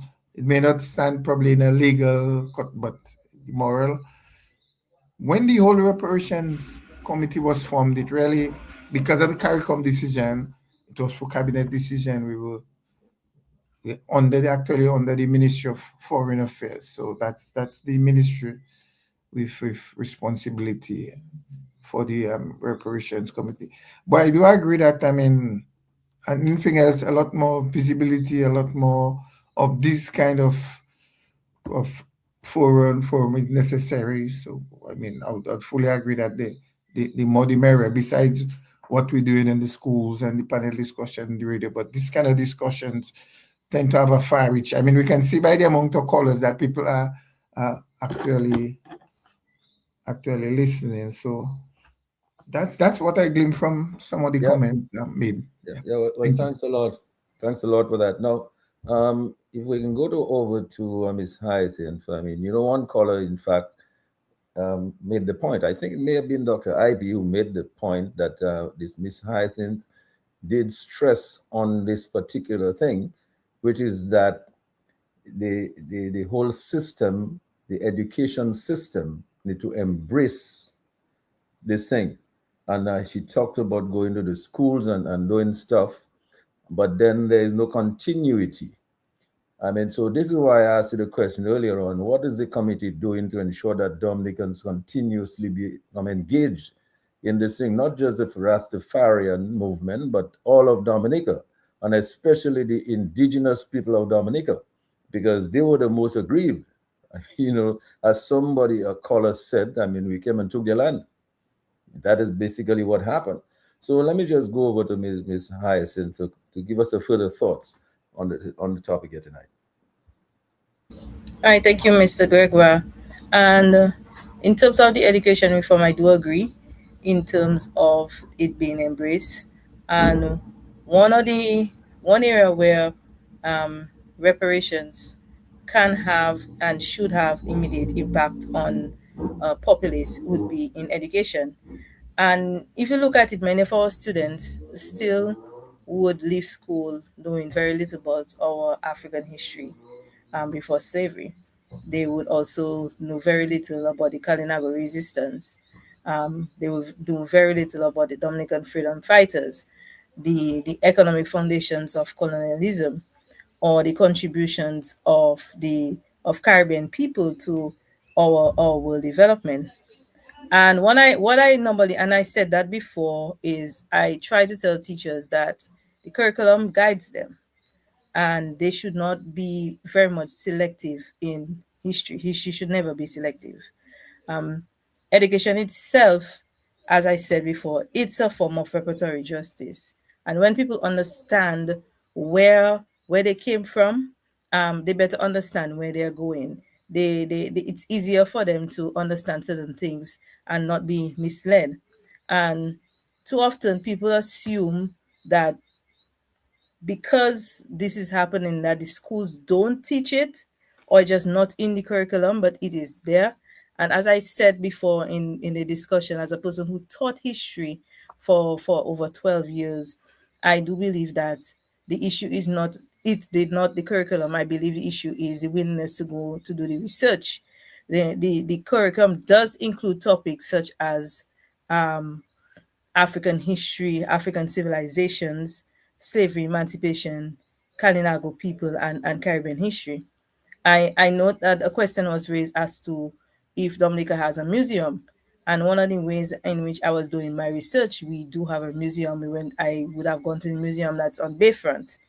And also there is the National Archives unit that is right in the ministry yard. If you go to that's in this building, as soon as you enter into the government headquarters gate, there's the National Archives. And the staff there, once you go there, you tell them the topic, and you'll be amazed at the type of primary sources that are available within the National Archives unit that is available for persons who are indeed interested in doing some level of research. And again, you can't blame persons again, because it comes with the passion.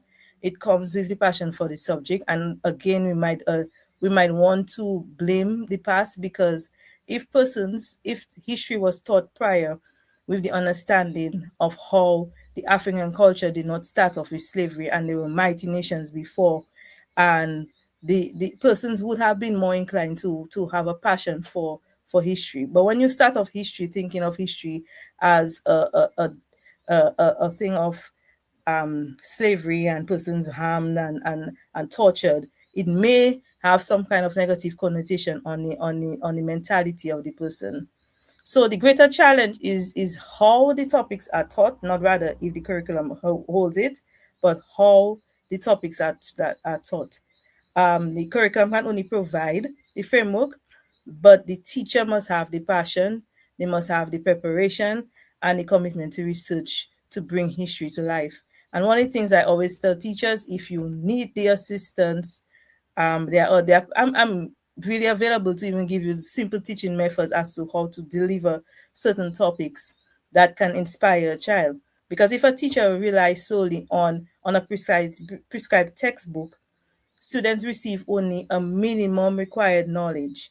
But when an educator engages with the current scholarship, primary sources, and local history, students gain a much richer understanding of who they are, where they came from. You know, we have books, Mr. Irving Andre has written books. We have Mr. Richards, we have Mr. My Father. You understand, these people have books that are there that young people can look at, and teachers can use as resources, and bring it into the classroom.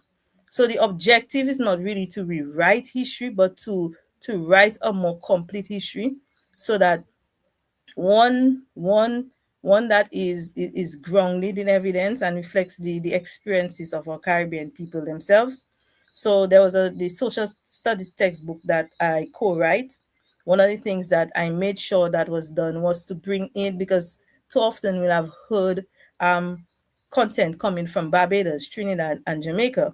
But one of the things that I strive to do was to bring in content from the small islands like Dominica, St. Lucia, Antigua, so that when this textbook reaches into the Jamaica market and into the Trinidad market and Barbados market where it is, they get to know more about the Caribbean and more about the different countries in the Caribbean.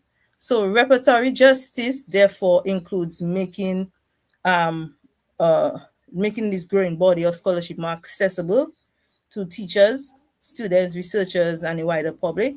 And it also means if that's where we want to focus, investing more in the local archives, the museums, the digital collections, the curriculum resources, and teacher professional development, so that the latest historical research finds its way into our classrooms. That's excellent. And obviously, there's no shortage of books written in the islands. I mean, Dr. Andre here has written several books. I mean, Gabriel Christian. I mean, there's several other people in the islands that have written many books that are of great reference. But let me just go over to Miss Eloy Labad, because as like everything else, when when you're having a great time, the time runs on very quickly. And we almost coming to the end of it. You see, as I told him, 2 hours runs very, very quickly. So Miss Labad, I mean, your additional thoughts on the topic here tonight. So my thoughts are that I know that there is continued pushback, I would say. And I know Dr. Damien Dublin and members of the committee, with support from the wider CARICOM body, we recognize that there are questions that, we have to be ready to become about those questions. Some of those questions, like, who should be paying. Why should we have to pay? It wasn't a crime then. And the position continues to really be that these are crimes against humanity. And the UN itself has sort of provided some support to position the injustice of slavery as a sort of against any sort of modern or legal standard. The crimes against enslaved peoples speaks for itself. And so I think one of the ways that we can continue to engage, I think Marita gave some really great perspective in terms of, a wholesome education system that sort of repositions and provides young persons with the opportunity to reimagine their freedom story. I keep saying that we are not striving towards Black excellence. We are Black excellence. We've obviously had a particular experience, and we've shown immense resilience. But I think it's really important that we continue to advocate for reparatory justice. I know that there are conversations around, how does the Black male and what is the experience of the Black male, particularly within the Caribbean setting. When you look at the Caribbean and many of the organizations and the international aid agencies, there are many programs, pitched against, the empowerment of girls and women. But, the Caribbean male has had a unique and specific and distinct experience. And so I believe that the August is an opportunity for us as we, reminisce and celebrate freedom and emancipation, to begin to dig deeper on what emancipating ourselves and supporting our people to sort of embrace the concept of, what would reparations mean for our community?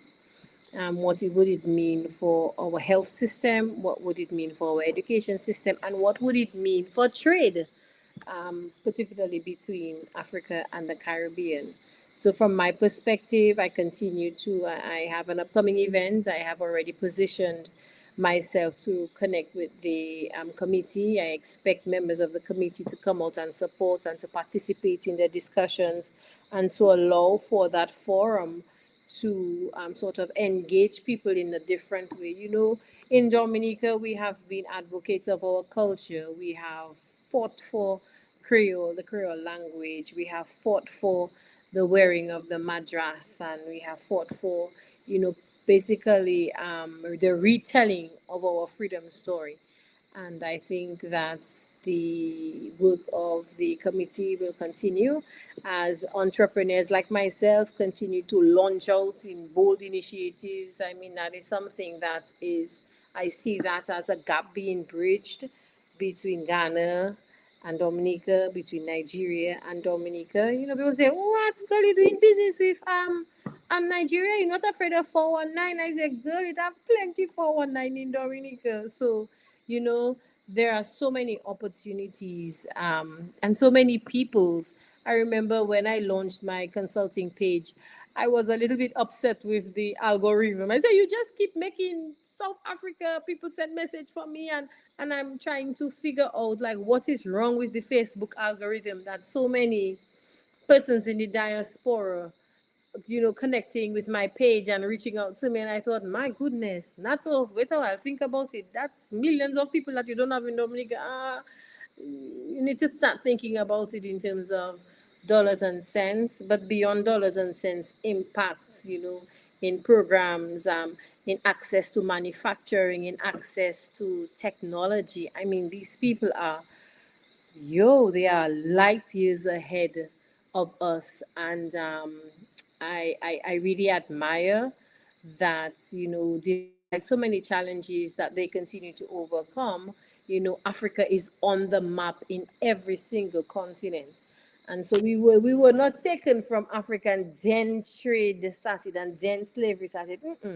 Africa was already trading with the quote unquote world, you know, and we had our systems in place. And I just pray that we continue to allow ourselves to work together and collaborate in a way that, you know, will honor, you know, our ancestors, the sacrifices that persons like Marcus Garvey and Nelson Mandela and Kwame Nkrumah and all of the other, you know, great icons. And of course, I thank Dr. Damien and Dr. Irvin Andre for being a source of immense knowledge.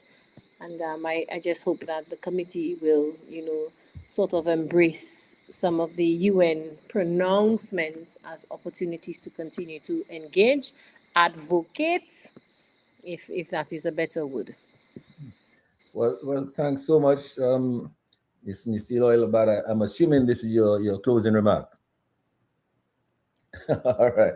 Well, because you see the time is kind of running out on us, so let me go back to Ms. Hyacinth for your closing comments on the topic here tonight, because I think you did make a remarkable contribution to the discussion here tonight. Okay, thank you. So my closing comments, just want to say, make it short. Reparations are not about for us to remain trapped in the past.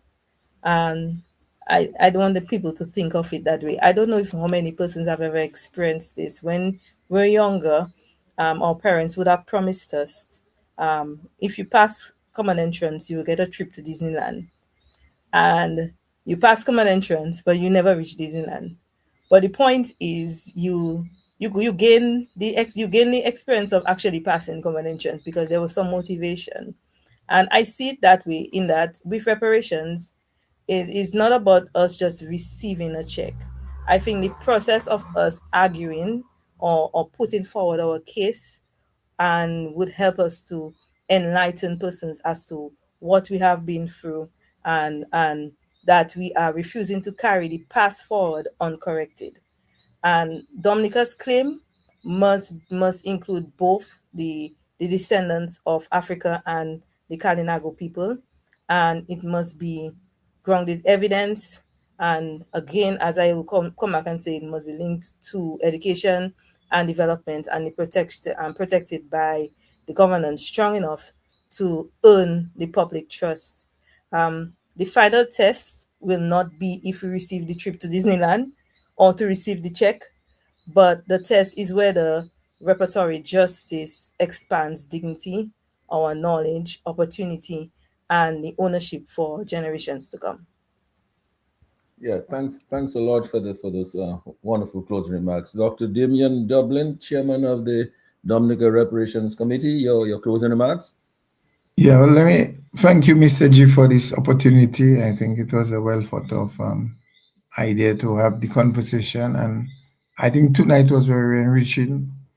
And the callers who called give some insights, and I just want to say reparation is a national movement or ideal. It doesn't belong to any government or particular ministry under which it's under. It doesn't belong to the reparations committee.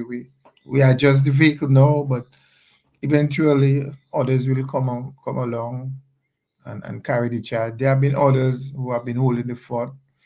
Quite a few individuals, the Rastafari movement have always been at it. So the Kalinago Chat to the Path, I still feel that the Dominica's name will be reverted to its original Kalinago name. I hope I'm alive when it would happen. And also, I would want to see a monument erected in favor of the Kalinago.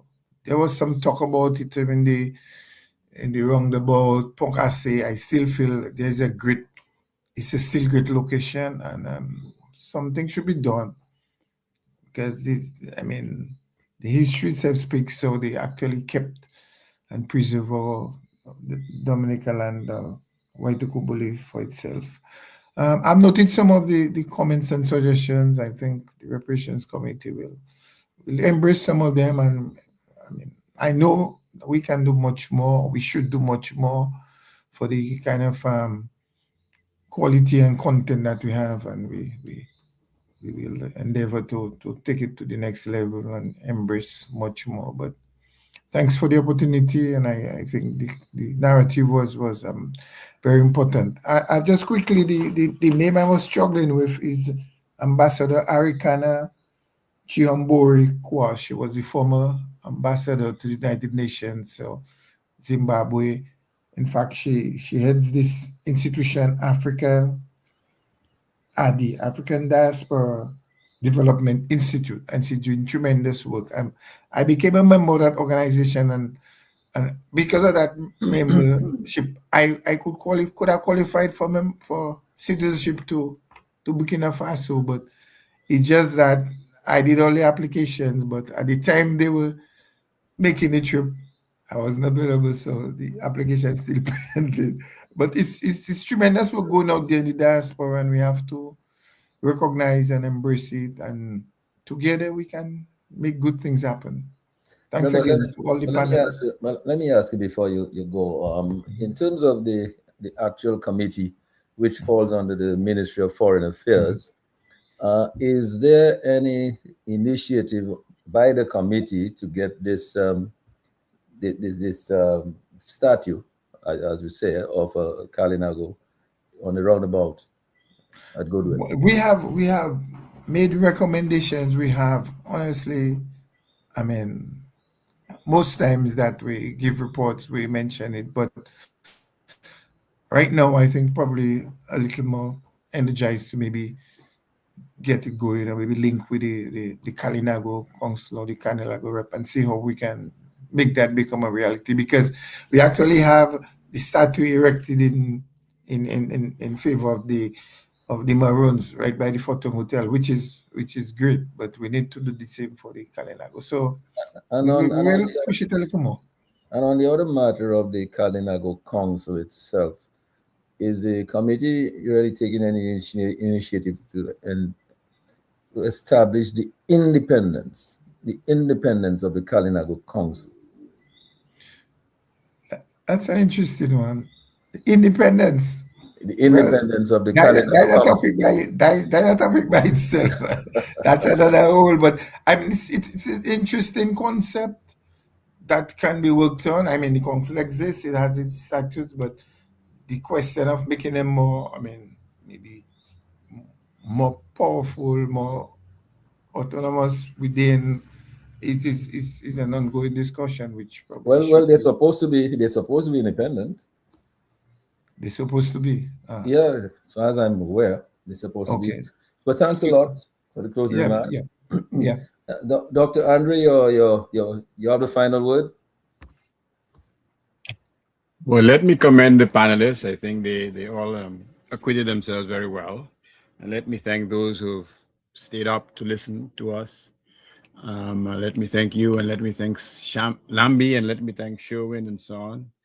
I'll just start with one short comment on the whole Kalinago question. I think you put Mr. Dr. Damien in an unfair position, because that's what you call a hot political potato. And he wouldn't want to espouse or express too many public views on that issue. But it's a vexing question, and unfortunately, it has a lot of political ramifications. On August the 1st, we will be celebrating Independence Day. It's the day when the liberation of slaves is celebrated throughout most of the world. I'm not sure exactly where it's not, but throughout most of the world. And that is a day generally we regard as a day of reflection, a day of looking at our resilience, a day of looking at our determination, a day of meditating on how far we've come, and a day of contemplating, hopefully with gusto, what is there to achieve. And that is how, in my view, we should look at the whole question of reparation. Not an obsession with the past, but an obsession with righting wrongs that will stimulate us to take our rightful place among the community of nations. And that is something that we have to do as a people. That is something we have to do to inspire young people. That's something we have to do to show, to expose the lie of slavery, which is to say that we were less than human beings who deserved to be slaves. And it's on that note that I will end. that in many ways we've already shown that.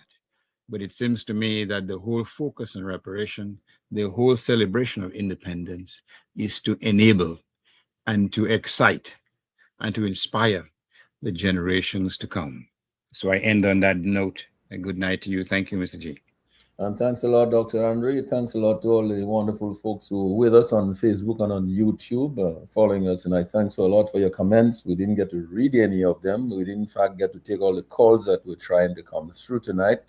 Well, thanks a lot to our panelists, to Ms. Deloy Labat, to Ms. Hyacinth, and to you, Dr. Damian Dublin, and then Dr. Andre, for the tremendous contribution that you made to this discussion tonight.